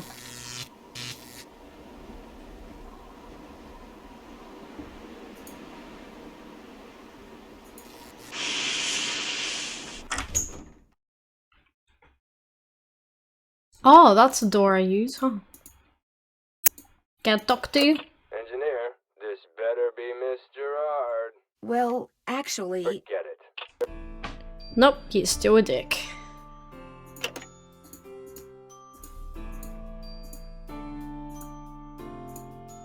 The boys are gone. Maybe since everyone's gone. More questions? I should get going. My publisher thanks you. I can investigate.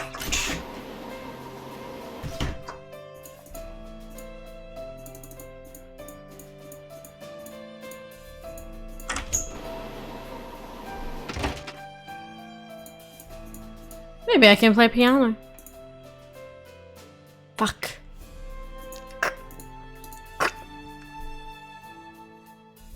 Fucking get out of here, John. Fucking annoying.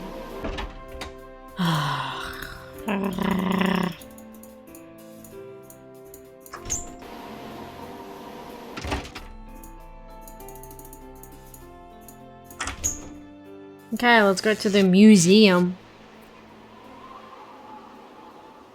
And taffy shop. Hey there! Welcome to Buell's Old Time Taffy House. Come on over here. Welcome, stranger. Listen, you by any chance get here on that private train what's parked out yonder? As a matter of fact, yes I did. There's a rumor going around that Charlena Purcell's on board. Who the fuck are you? As a matter of fact, yes it is. Hot dang if that don't beat all. I've read every single book that gal's ever written. Best writer would ever lived. Did she get off the train too? No, I don't think so. She's pretty busy. Charlena Purcell herself right here in Copper Gorge, breathing the same air as me. Hot dang! Well, welcome, little missy.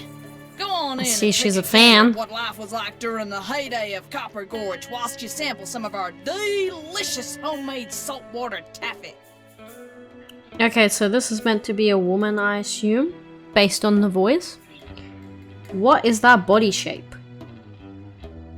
Tiny shoulders, very skinny arms, but like huge hands. Very skinny, like... the fuck? I wonder why she's wearing a mask. Maybe to mask how fucking ugly she is.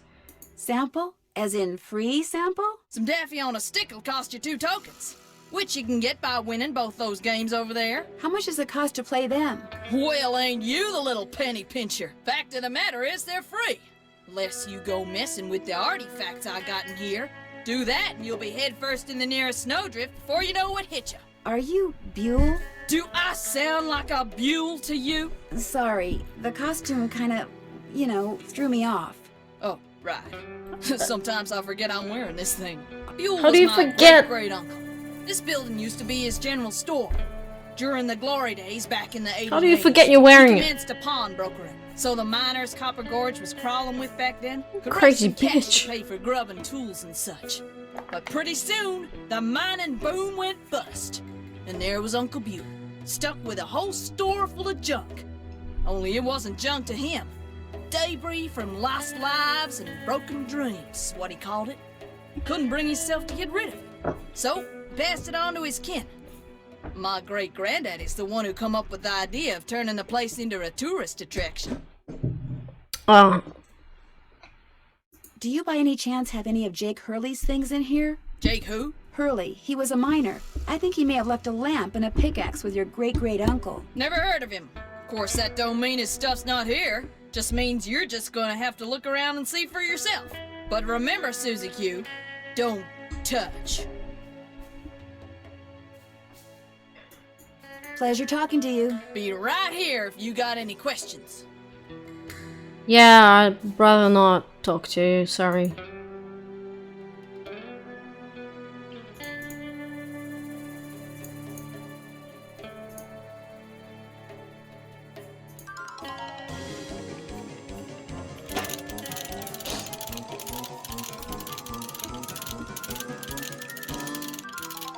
What do I do?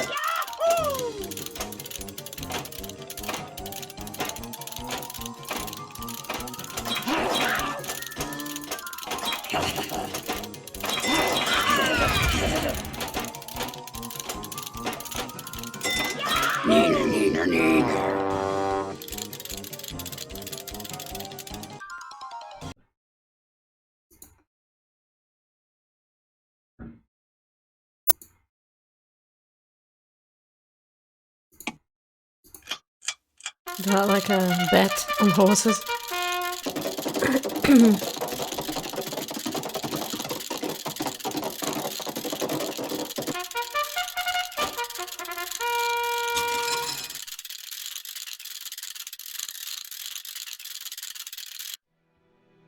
Nice, first go.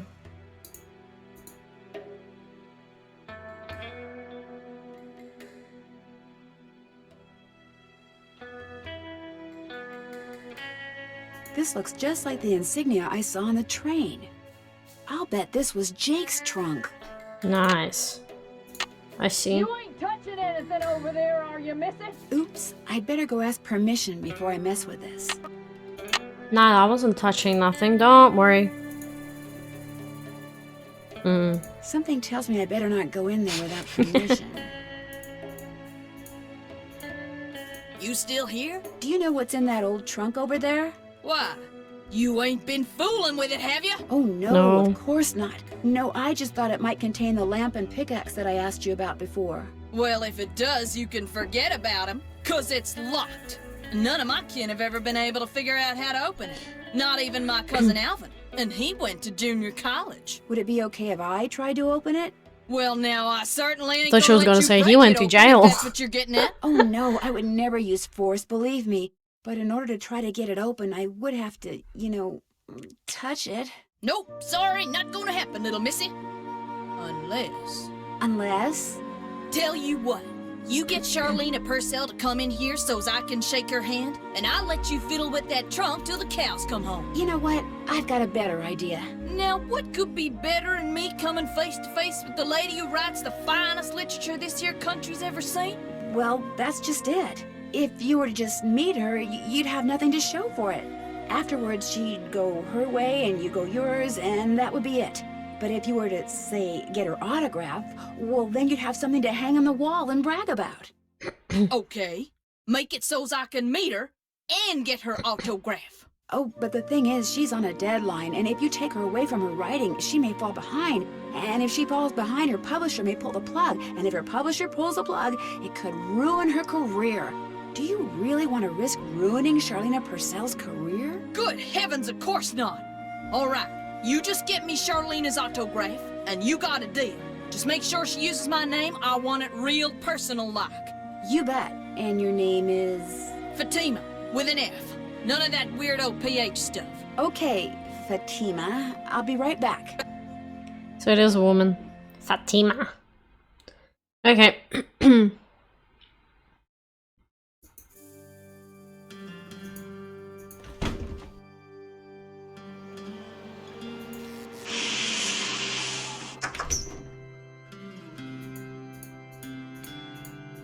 See, I'd rather meet the person than just have the autograph. I mean, it's nice, but meeting them is probably nicer. More questions? I met a huge fan of yours in town who'd really, really like your autograph. An autographed picture would be even better. Imagine that. Me having fans way out here in the boonies. Well, I'm sure I have a picture around here somewhere. But what I don't have is a pen. Usually I just ask my assistant for one. I have a pencil here somewhere. A pencil won't do, dear. It has to be ink. See if you can borrow a pen from somebody. Well, you just gotta be like that, don't you? You just fucking gotta be like that.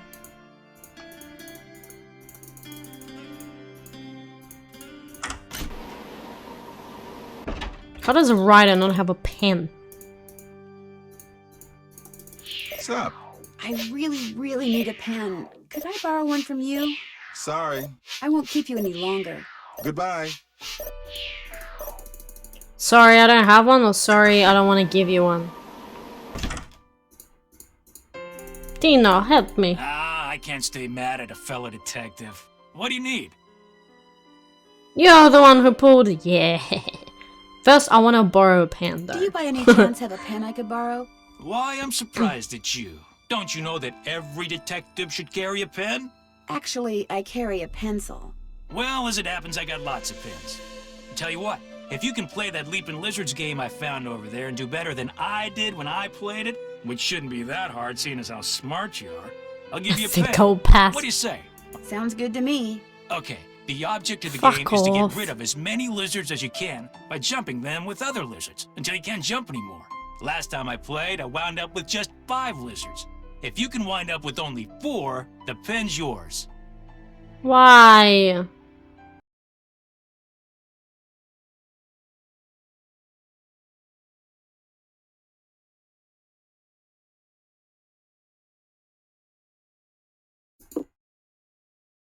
I did it! I won! Talk about luck. Here's your pen. Would you look at that? I did it with 3. How smart am I?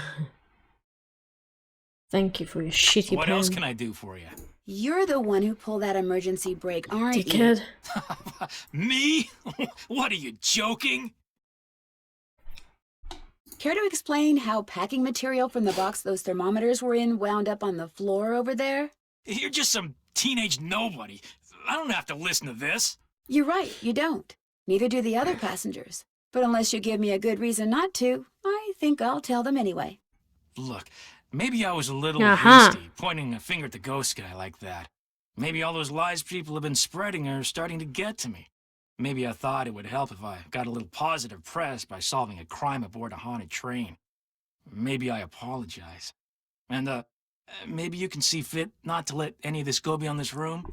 Well, no harm done, I guess. Great. Well, what else can I do for you? Well, harm done. You almost killed us. Thanks for your help. Anything for a fellow detective. Ah, he's awful. I fucking hate him. Okay, hate's a strong word. Don't like him.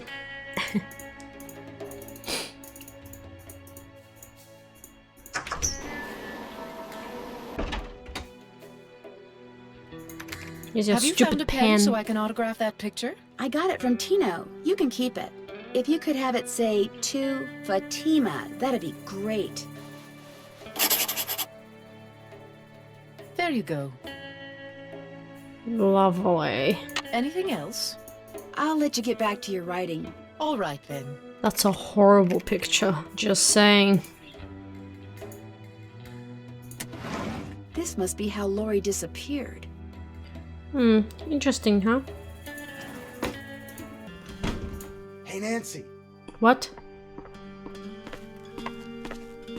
There you are. We've been looking for you. Yeah, you won't believe the lucky break we caught. Lucky break? Hey, that was the result of good old-fashioned detective work. It was the result of your insisting we stop for a cheeseburger. Guys, what's going on? Well, it turns out that a grandchild of Jake's engineer still lives around here. What's more, he hangs out at the local diner. Comes in every day. Apparently, he's pretty ancient. Okay. Did you talk to him? Not yet. The thing is, the owner of the diner wouldn't agree to point the guy out unless one of us fills in for his short-order cook. He's got to go home and wait for the cable guy or something. And since Joe here barely knows how to boil water, guess who got the job? Way to go, Frank. Oh, and get this. Balducci convinced Lori that Jake's mine is somewhere right here in Copper Gorge, so he, Lori, and John Gray are hiking up the mountain out there even as we speak. Like that bumblebrain's gonna find anything. That was Sounds like quick. Now might be a I was good just time with them. to do some serious poking around on the train. Yeah, it's great, Good thought. finally. Hey, I better get going. Wish me luck. I'll go with you. You can make me a cheeseburger. Haha. Got that autograph? Got something better. An autographed picture. Hot dang! She spelled my name right and everything. Go ahead, little missy. Have a go at that trunk. Whatever's inside it's all yours. Thank you kindly.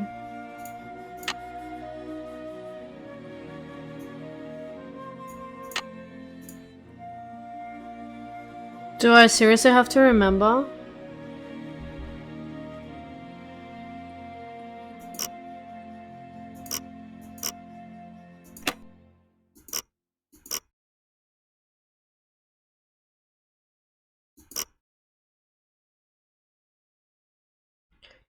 Orange, blue, green,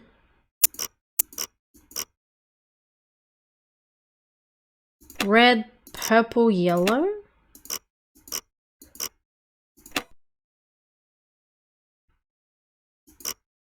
No? I swear that's what it was.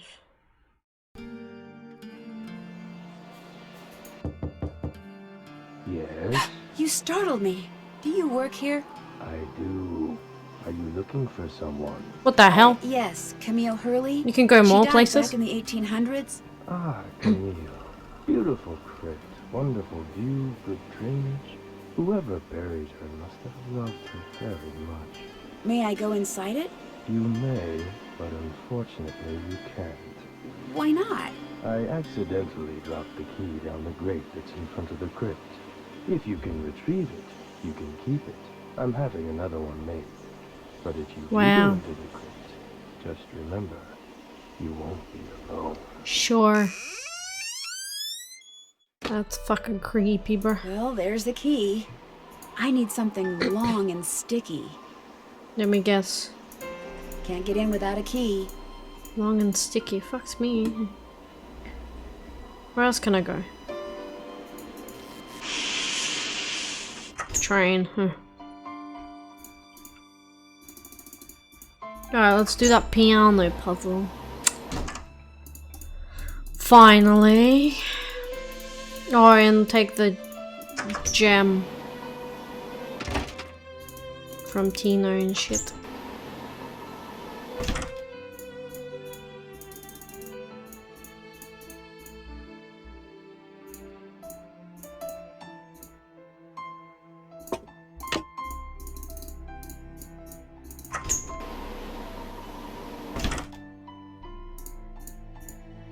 What? I thought you left. What's up? I hear Tino took you and Lori for a little hike today. Don't remind me. Turns out Tino had no idea where he was going. Good thing for him, my fingers were frozen stiff. Otherwise, I would have strangled him. I'll let you get back to work. Come back anytime. I thought you left. I need to play piano. I moved my microphones, so if you want to play the piano, knock yourself out.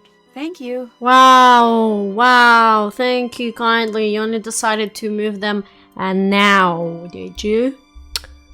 How annoying. Okay, what did we decide it was? G, G, E, G, A, G, E, E, D. Oh wait, no, what? Yeah, fuck, I was... That's G. G, G, E, G, A, G, E, E, D, F, E, D, C. Got it. A spyglass. I'll bet it's the one I need for Jake's projector. Excellent. Moving on. It's locked. Well, can I open it? Oh, I need a key. Why did I need to do the pipes? I still don't know.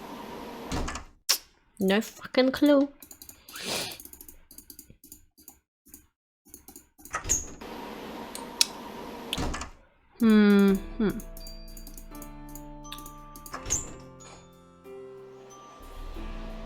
So I need the toffee.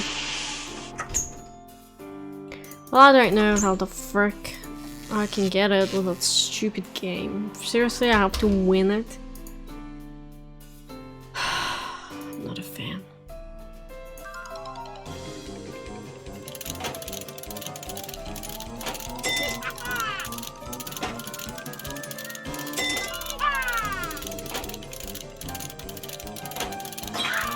No!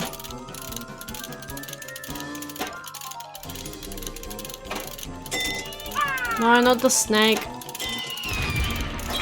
Not the fucking...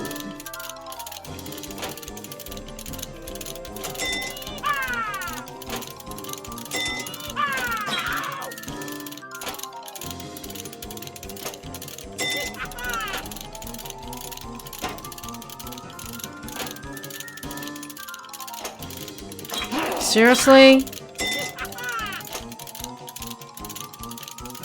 Oh, just missed it. No! Stupid donkey. Fucking finally.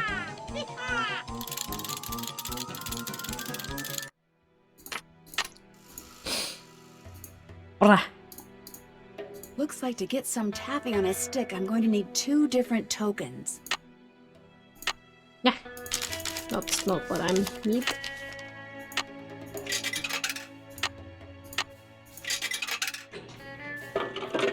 Parfait please.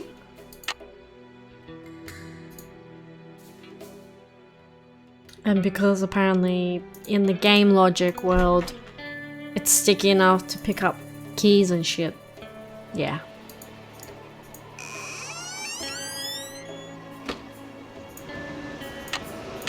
Why is it always the case? No freaking way. Key would be too heavy. But okay.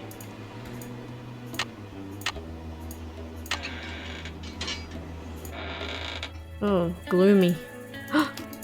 Cool, yeah, I'll take that. This indentation looks familiar.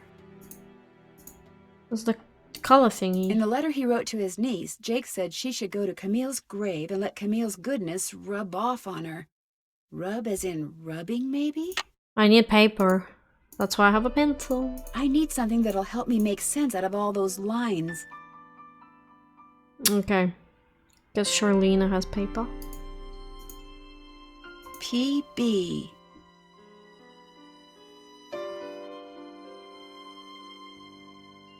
CU. Oh, they're the colors. Alright, so copper is CU. So green, red, purple. So was I right? Orange, blue, green, red, purple, yellow. Yeah. Green, red, purple, yellow, orange, blue. Green, red, purple, yellow, orange, blue. Green, red, purple, yellow, orange, blue. Yes! Beautiful, beautiful. Red, green, blue, orange, yellow, purple. Red, green, blue, orange, yellow, purple.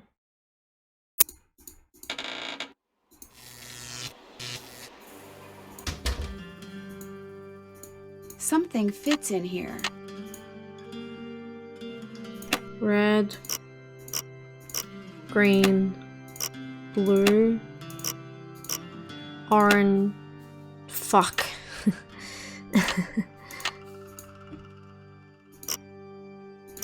Red, green, blue, orange, yellow, purple. Well, here's Jake's lamp. Nice. Another slug. Could come in handy. But where's his pickaxe? Probably where the eagle is, and that's the thing that needs to still be opened.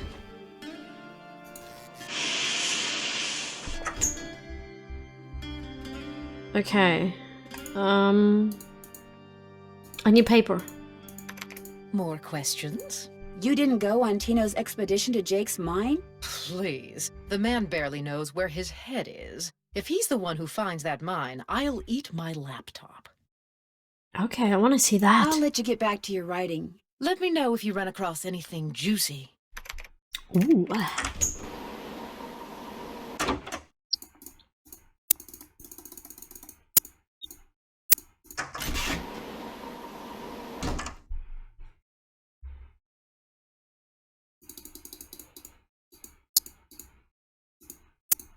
Do you have paper? What's up? Thanks for the chat. Pleasure talking to you.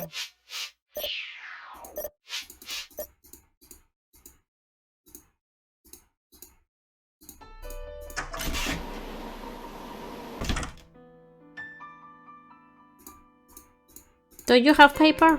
What's going on? So, how did your expedition to Jake's mine turn out? Well, as you may or may not have heard, I didn't find the mine. But at least now I know where it isn't, which is just as good as knowing where it is. Sorta. It's been great talking to you. Anything for a fellow detective. Sure.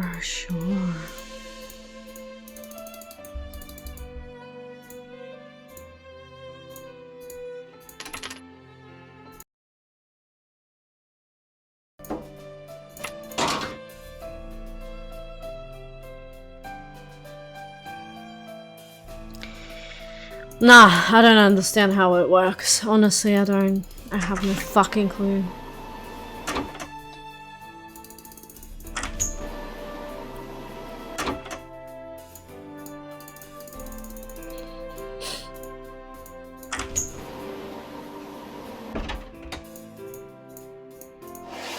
More pipes. Why am I not surprised?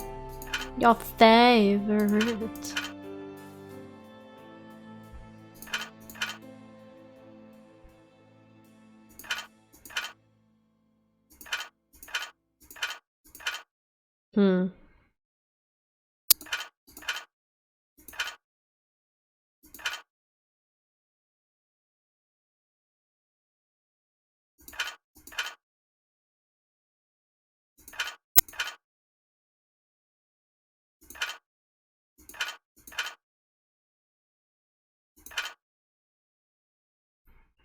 Wait, what?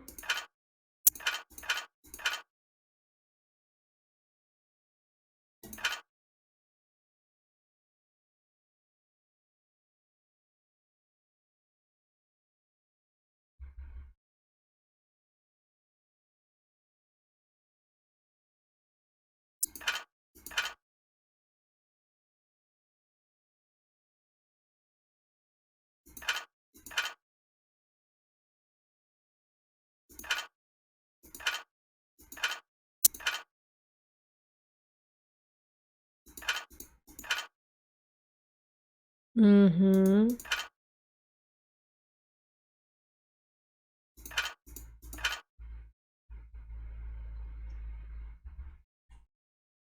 How does this tie in? Oh yeah. There, that looks right. Cool, cool. Okay. For a second there, I was a bit confused. What does that have to do with anything?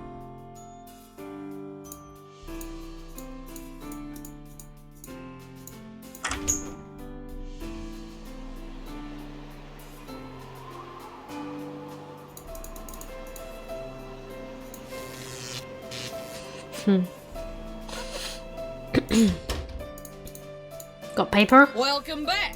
Have you by any chance ever come across a pickaxe that had the initials JH carved into it? Why? Because it used to belong to Jake Hurley, and I really, really need it. I thought it would be in that old trunk, but it wasn't. You got that trunk open? Wait till I tell Cousin Alvin. He thinks he's so smart. As for that pickaxe, so happens I got it upstairs in my kitchen. What Use the it to hell? Open the coconuts Aunt Lucy sends me every year from Hawaii. Do you think I could have it? Why, no, you can't have it. How would I open them coconuts? Find your own fucking way. But your great-great-uncle, do you really think Buell would approve of you using something that belonged to some poor miner to open coconuts? Ah, okay. I'll let you have the pickaxe. After you do something for me. Oh, like what? Like what? I got a bunch of taffy over there what needs sorting. Just follow the directions that are posted by the machine. Them belts get moving pretty fast, so you gotta keep your wits about you. While you're doing that, I'll fetch that pickaxe. You got a deal. Is it in here? Wax paper for the taffy. Would you mind if I took a piece of wax paper? Guess I could let you have a piece. Yes. Great.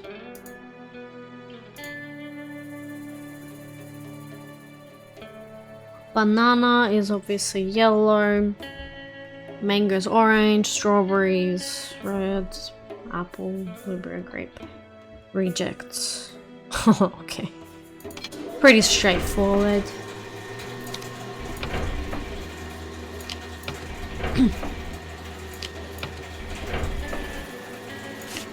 That's a reject.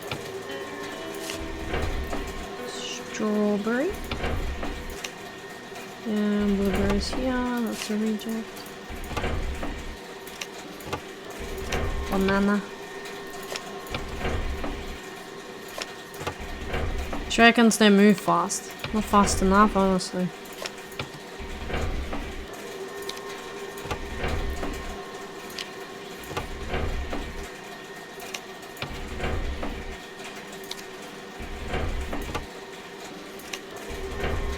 It's mango.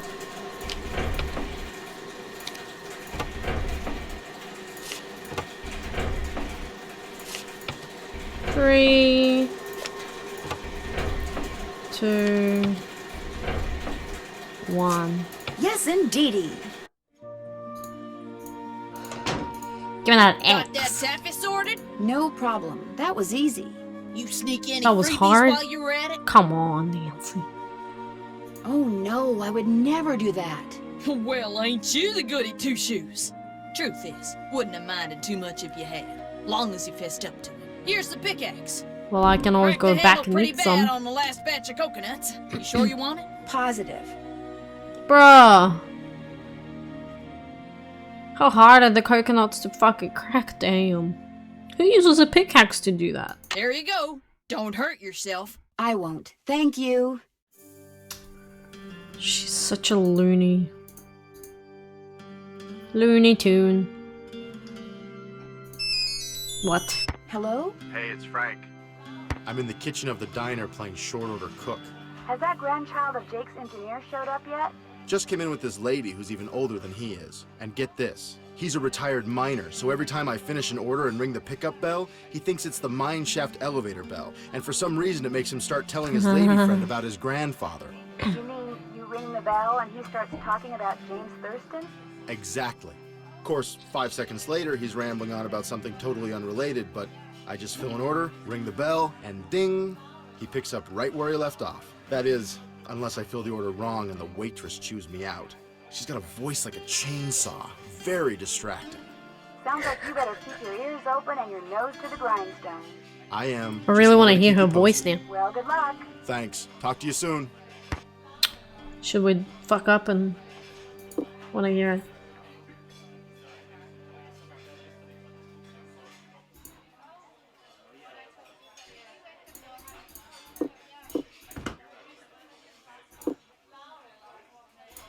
How do I? Oh yeah. Hey, this isn't what my customer ordered.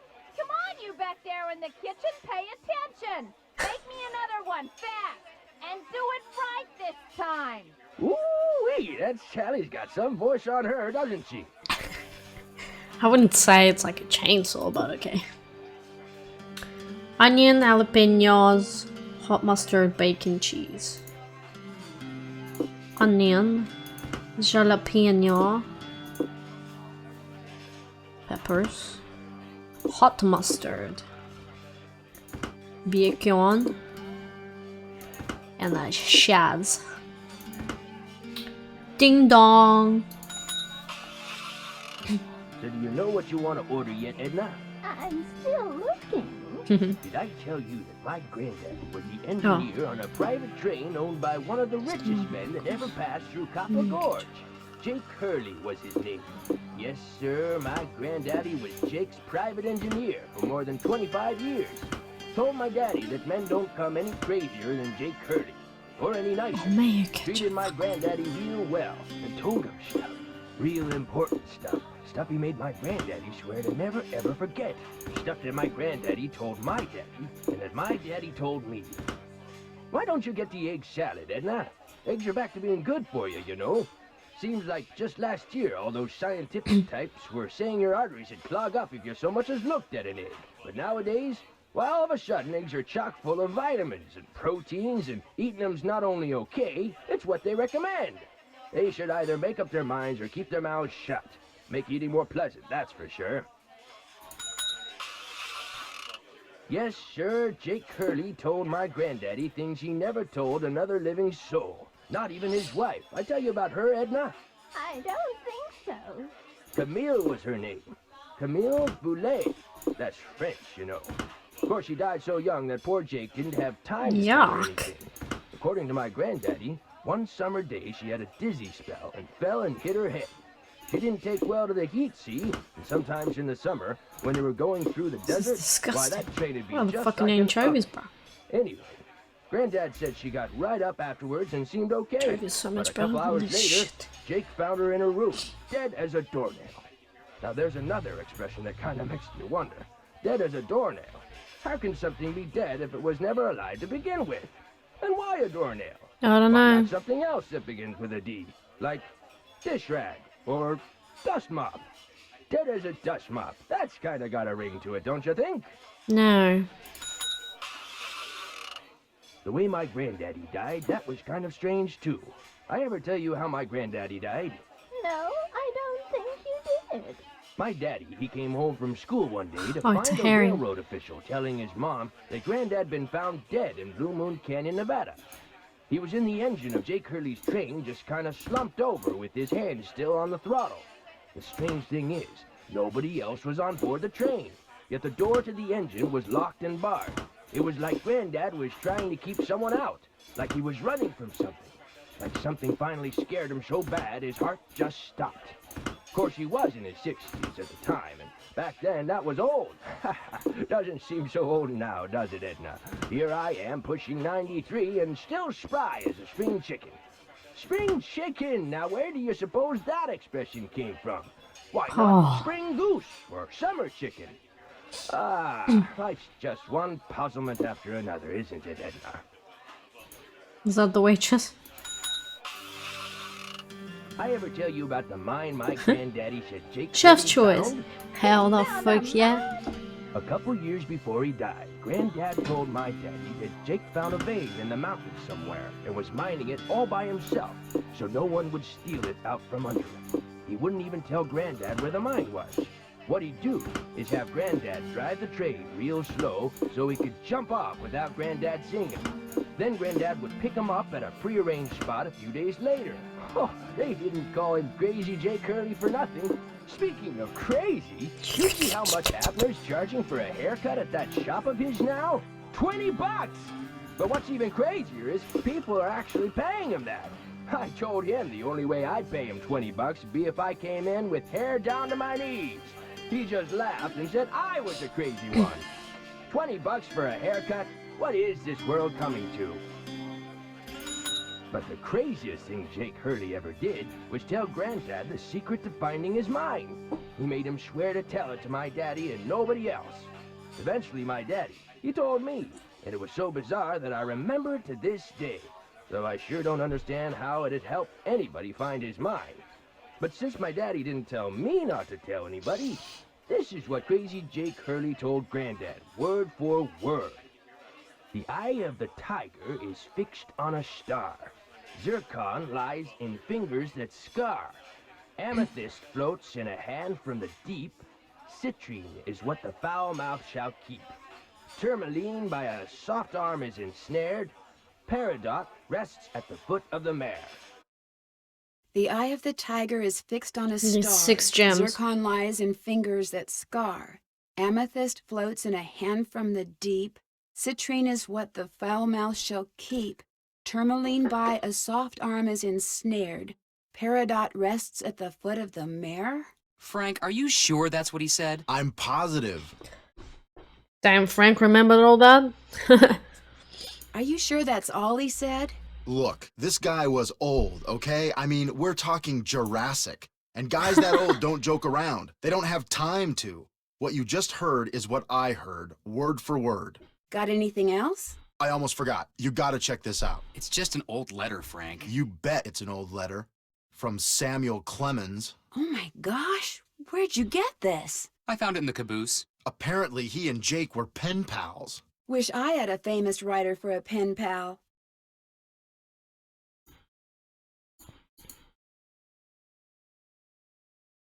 Okay. When Joe gave it to me, I about flipped. I know I should turn it over to Lori, and I will, but it's just so darn cool. I still don't see what the big deal is. I mean, it's not like it's from Mark Twain or anything. What? Talk to you later. You better. Well, okay, I got the paper. Let's go.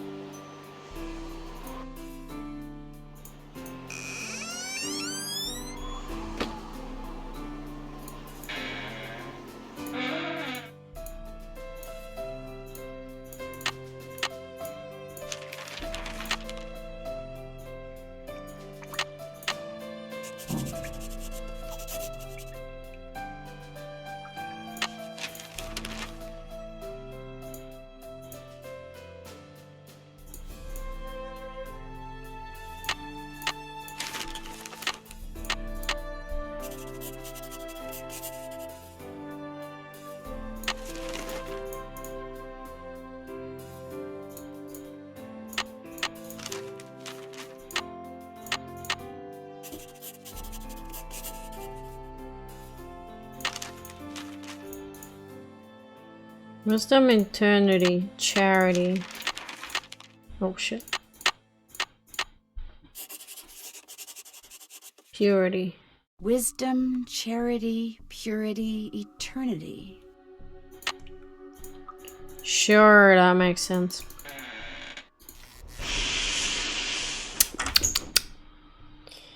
Alright, where to now?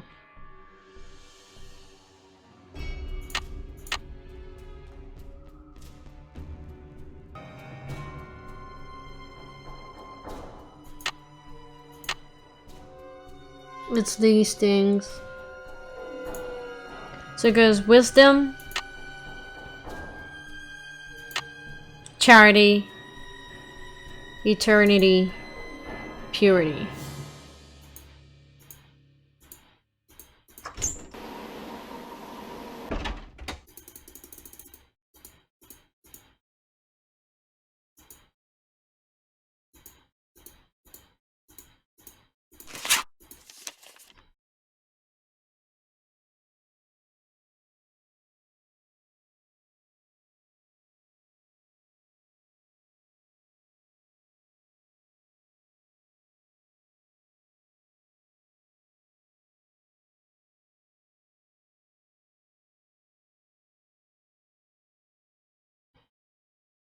Owl,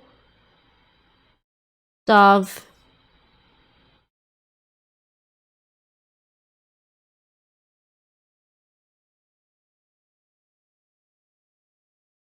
oh, crown, fucking hell, arf.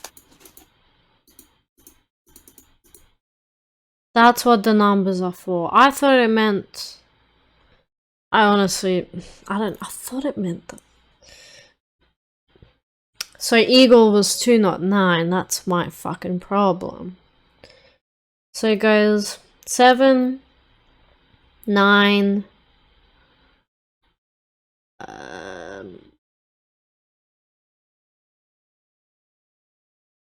7, 9. What was it? Something 3. I don't remember. I don't want to go back and look. Oh, 6, 3.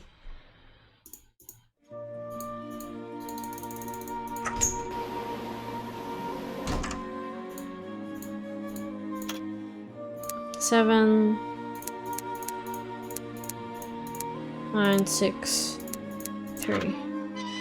And naturally, we have still more pipes. Yo, my favorite.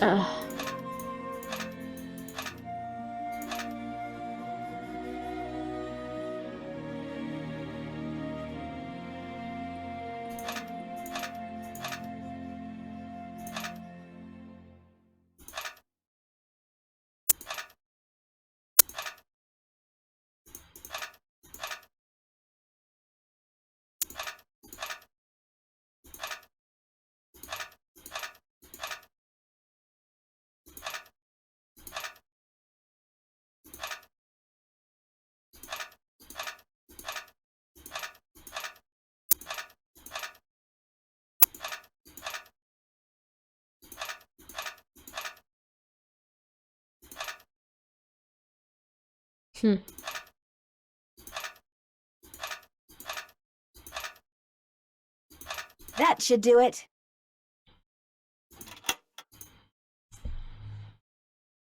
Yeah, now what? All the pipes are connected? I think. I think that's it.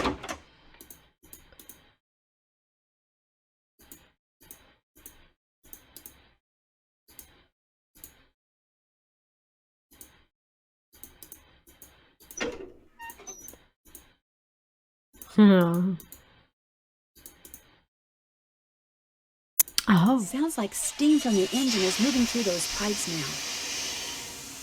now. Nice. Yeah, so that's it, huh? Engineer, this better be Miss Gerard. Well, actually... Forget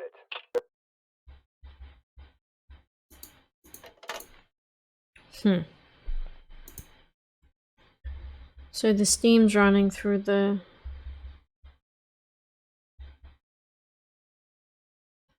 So do I have all of the 1, 2, 3, 4, 5, 6? I do. Okay, let's go. That's what I needed. Turn on the steam. Alright, I think I have everything then. To get the location.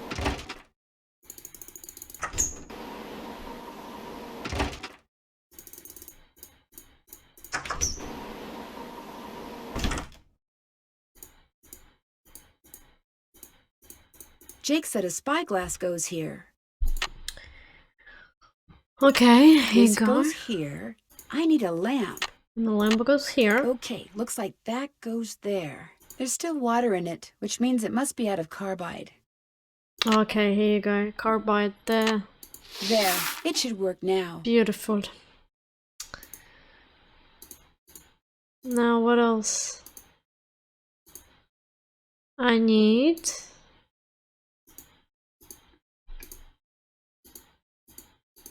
Oh, the axe. Pickaxe. Yeah. Oh no. What I need is some duct Bloody tape. hell, Nancy.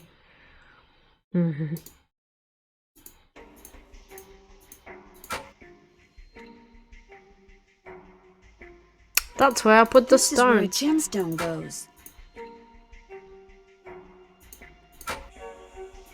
Star. Claw. This is where a gemstone goes.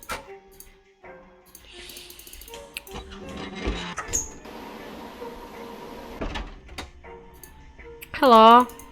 Before you say anything, I just want to say thank you. For what? Tino came to see me. He said you made Okay. him realize what a jerk he'd been for dumping me, and then he asked me out. Isn't that great? He said he doesn't care what anybody else thinks. He thinks we make the perfect couple. Well, I can't argue with him there. So what do you want? I hear Tino took you and John on a trek to Jake's mine. Jake's mine, my eye. We went tramping through the snow, lugging all this equipment John insisted on bringing, and where do we end up? At this teeny tiny, half-rotten, tumble-down outhouse. He led you to an outhouse? Well, he said it was the opening to a mine shaft, but then John said if it was, shouldn't the hole be going into the mountain instead of just down? So they stood there arguing until Tino finally grabbed a shovel, went inside, and started digging. What he found was definitely not gold. Did he apologize? Of course not. If he didn't have such nice eyes, the man would be a total zero. Do you know if there's any duct tape around here? Duct tape? Duct tape. Nope, afraid not. Sorry. We'll talk some more later. Keep me posted. Man, she really likes his eyes, huh? Okay, I'm gonna say this right now when I'm gonna review the game at the end, but lots of back and forth, really fucking pissing me off. There's just so much walking around back and forth. What's up? Would you by any chance Please have tell any me. duct tape? Surely you Got have some right duct there in tape. my gearbox. Amazing. That's the good news. The bad news is, I can't open the box. It's an antique lockbox that I found in this abandoned monastery I scoped out on my show last year. Seriously? You can open it with either the key, which I just discovered I forgot to bring with me, Wow. or the combination, which you're supposed to be able to figure out just by looking at the Wow, box. John. Fortunately, I didn't put anything critical in there. I've never tried to open it without the key, but if you want that duct tape, go ahead and give it a shot. Thanks, I think I will. If you get it open, the duct tape's all yours. I bet the animals should start from the left shore.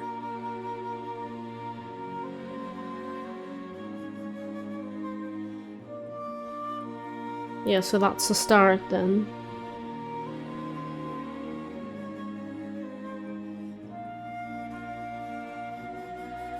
Took the cat.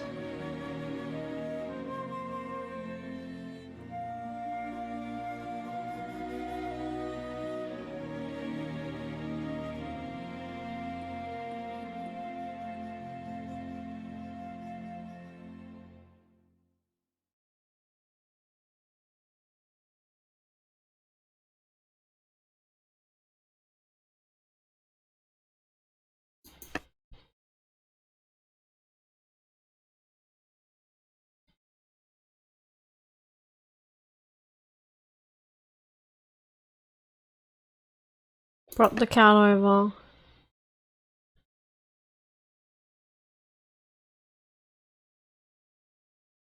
Took the wolf. No, didn't take it. Not that. Da.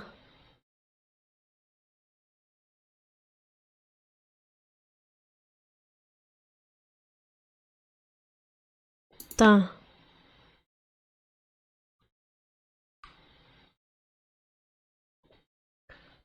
Dropped off. Dropped off. Took the cat out there. Yeah. What? You just put the duct tape in there? You only put duct tape in there? Seriously? Who does that? What the hell?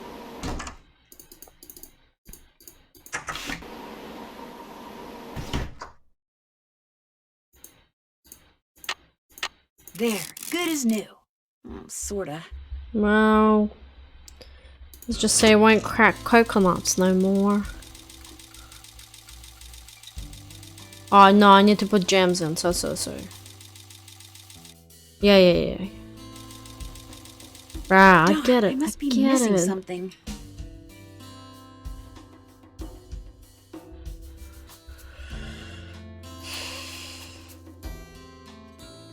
Surely Nancy has the saying written in the book, right? Yeah, that's it. The eye of the tiger is fixed on a star. Zircon lies in fingers that scar. So the claws, right? Amethyst floats in the hand from the deep. Citrine is what the foul mouth shall keep.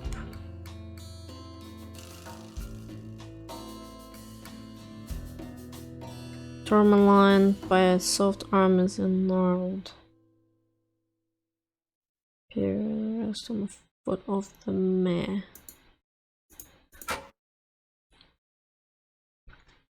Okay,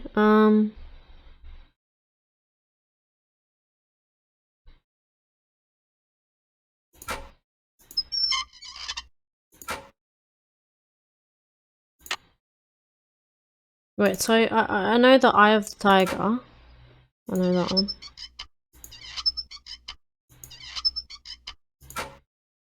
No. Fuck's sake. Okay, Eye of the Tiger. Which is this one.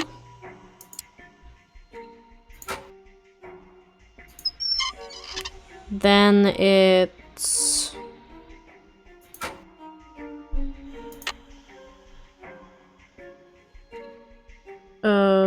Zircon,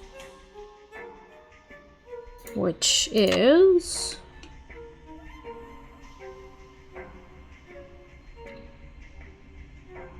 which one's that's the starts with T, I'm pretty sure.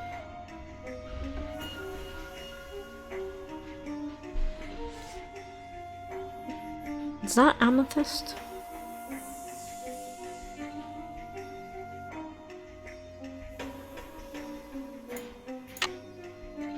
Amethyst floats in the hand from the deep.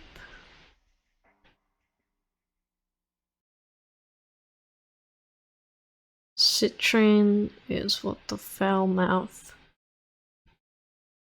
shall keep.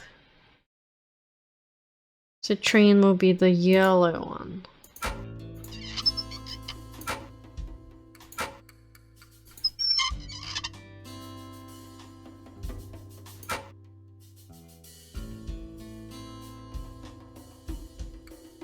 Yeah, so that's foul mouth, I'm assuming. That's citrine, I know much. Not that much.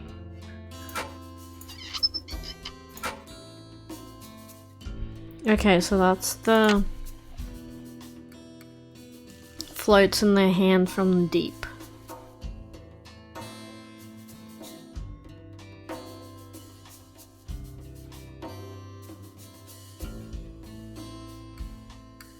Soft arm. That's a soft arm.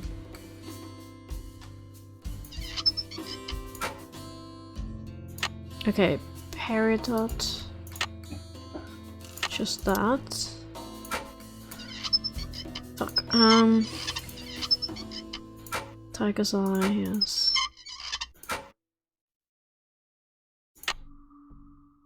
Zircon. What the fuck fucking know what zircon is. This is amethyst. Citrine. I'm assuming tourmaline by a soft arm is ensnared. Whatever the fuck, that's a soft arm.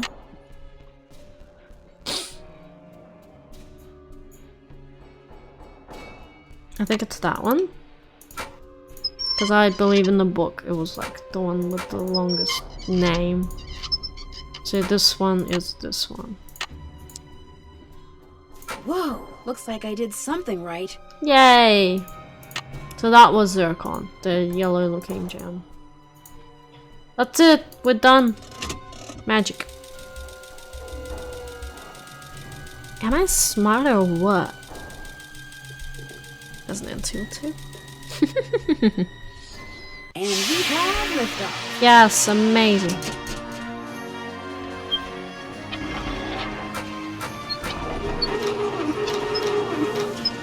Yeah, that's definitely the technology of the past.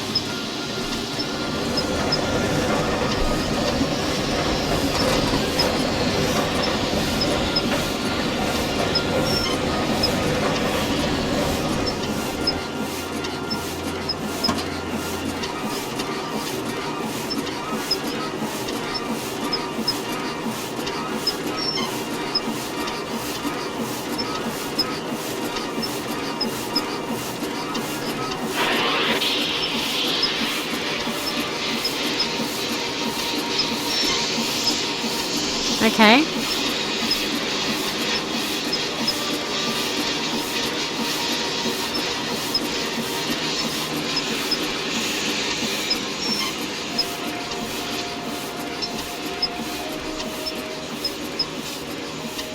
That's where Jake's mine is. Brimstone Canyon. Don't you look all excited. What's up? I think I know where Jake's mine is. Tell the engineer to head for a place in Nevada called Brimstone Canyon. Way to go! I knew you could do it, Francie. Not Francie, Nancy. Here's the deal. When we get there, I'm going to make sure that you get to be the first one to check out the mine. I'll call everyone together in the dining car, and while we're in there, you slip off the train. Will 10 minutes be enough of a head start? That'd be great. Think of it as your reward. Thanks. Of course, anything you find in the mine is, well, mine. So if I find out that you've taken something without telling me, let's just say things could get ugly. Don't worry, you can trust me. I have the feeling that thanks to you, we are about to discover something huge. Great job, Amy. Thank you.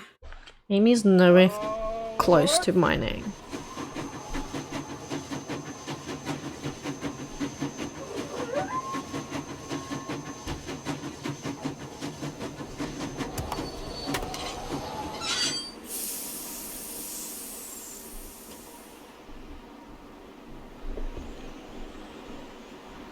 "10 minutes, huh?"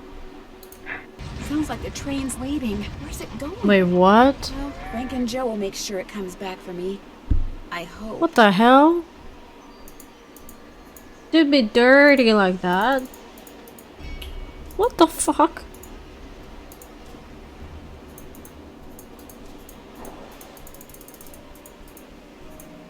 Canon, hello.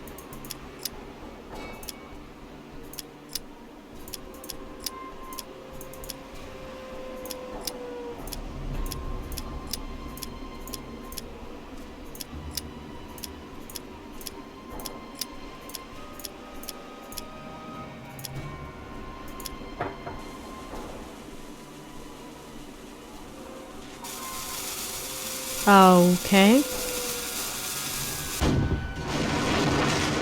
Well, sheesh.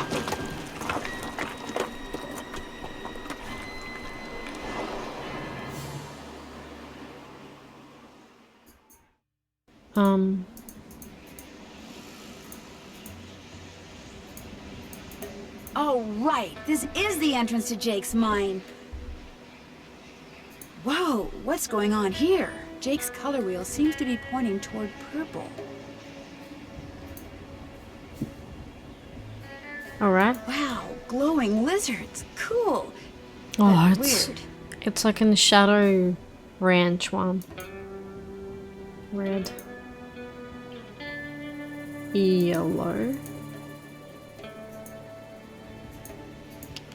Purple.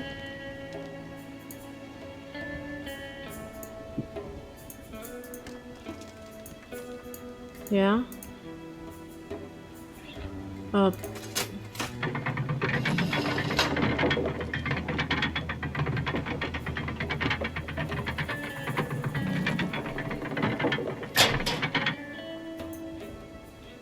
Orange.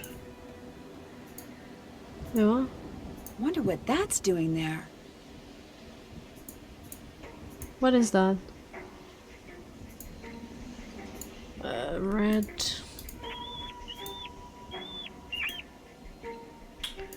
Yellow. Green. Purple.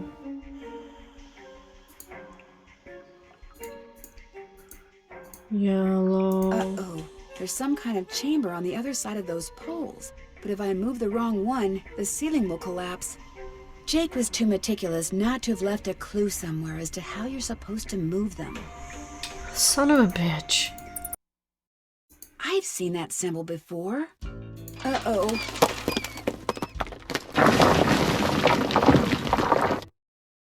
Right. Uh-oh. Seriously?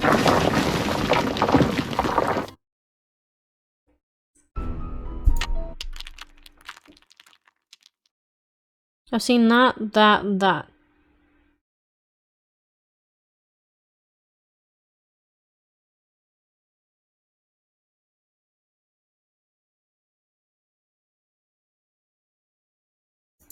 I should be able to get through there now. Bro. Jake Hurley, I presume? Nice. That's kind of fucking fucked up and Camille. creepy. It figures he'd be carrying a picture of her. There's something underneath it. Looks like a letter. April 14th, 1865. Your humble friend, Abe. Oh my gosh! This is from Abraham Lincoln! And April 14th is the day he was assassinated. This letter must be worth a fortune. That's just what I thought, too. How do you know? See, what I didn't tell you when I gave you that letter Jake wrote to Ruth is that I also found his diary, which is how I found out he'd gotten to be friends with President Lincoln, and that he'd gotten a letter from Abe that he knew would be so valuable someday that he always kept it on his person. Can I have it?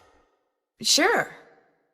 See, I knew if we could just find Jake's body, Wow, we'd Nancy, find you're the so letter. gullible. And you did it, Just Amy. gives it you to did her. it. I'm Fucking going idiot. to be famous. Good famous for once. So you never really cared about finding Jake's mine? Nah, I mean, it would have been nice if it was filled with gold and silver and stuff, but this is what I was really after. And you followed me because you didn't trust me? I trusted you to find it. I just didn't trust you to give it to me. And now that you have, you know, I'd Yeah, she's really, fucking moron really that be she did. famous if I could say I found this all by myself. But even if I got you to lie for me, No one would how do believe I you. know you'd keep lying? Oh my gosh. What if there was like this cave-in and we were trapped, but I was the only one who made it out? Excuse me? Oh my gosh! That way I could not only say that I found the letter, but that I tried to save you. Only you did something stupid, and it was all I could do to save myself. Oh my gosh! I'd make the national news for sure, and people would say I was smart and resourceful and courageous even. Lori, you can't be serious. That's crazy. You don't understand. People are finally going to respect me. I have to do this. Sorry. Lori! The opening's blocked. I'm trapped. It'll take forever to dig through those rocks. There's gotta be another way out of here. Sure thing. Maybe I could get out of here in this. Go on.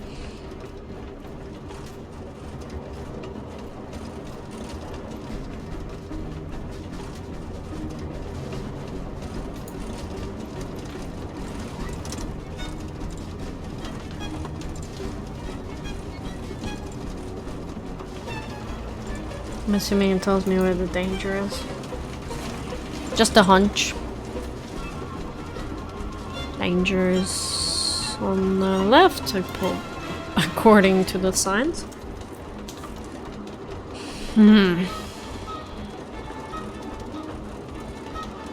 It's not a very hard puzzle.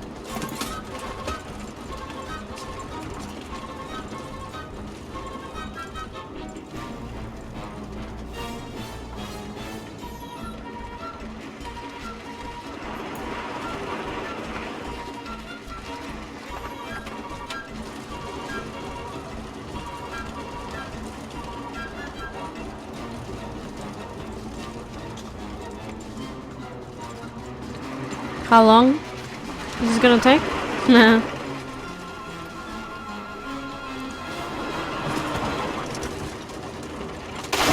Jesus. Got it.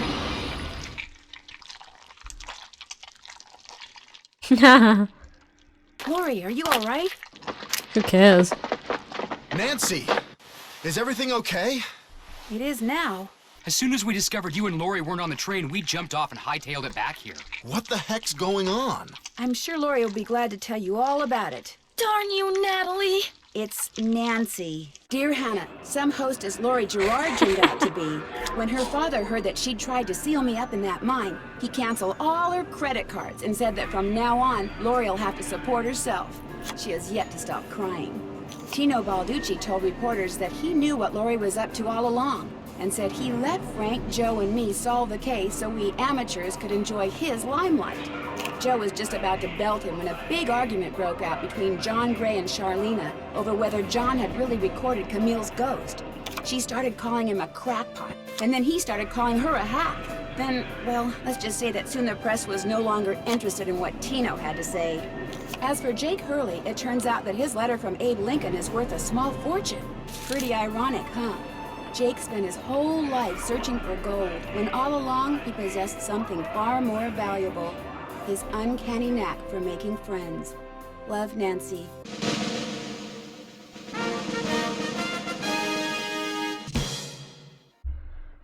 Cool. Going everywhere there was to go and seeing everything there is to see. I always get that. Always get that. Have you ever been to Paris, France? Well, preparez-vous, because that's where my next mystery adventure takes place. I'm going to be the assistant to Minette, a famous fashion designer. I'll be working undercover to find out why she's been acting so peculiar lately, throwing tantrums, firing people. She's even started wearing a mask for no apparent reason. Her studio is in this spooky-looking centuries-old moulin. That's French for windmill. Of course, that doesn't have anything to do with her strange behavior. Or does it? Only one way to find out. Help me solve my next case. Danger by design. À la prochaine!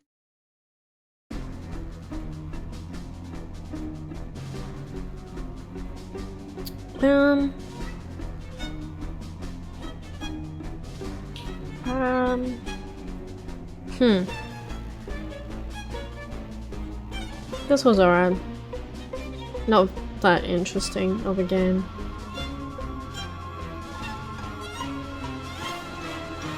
Puzzles were they were nice.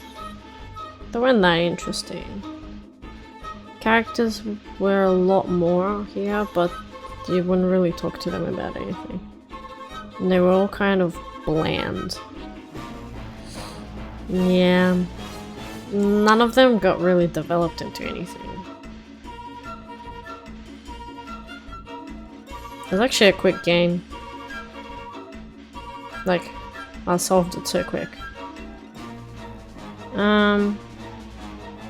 Changing locations wasn't too bad. I like that. So you're not just stuck on a train. But it's literally just going from one end of the train to the next. So that was kind of boring. Constantly have to walk through a hallway that you don't need till the end of the game, which is the sleeping cart. And then I don't know, it's just the sequence of like walking from one cart to the next. It just gets tiring. Yeah, Hardee's were a nice touch, but it was just still meh.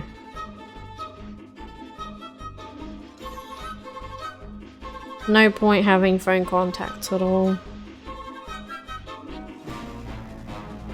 And like the end of it wasn't that interesting. I don't know. I'd give this like a 4 out of 10.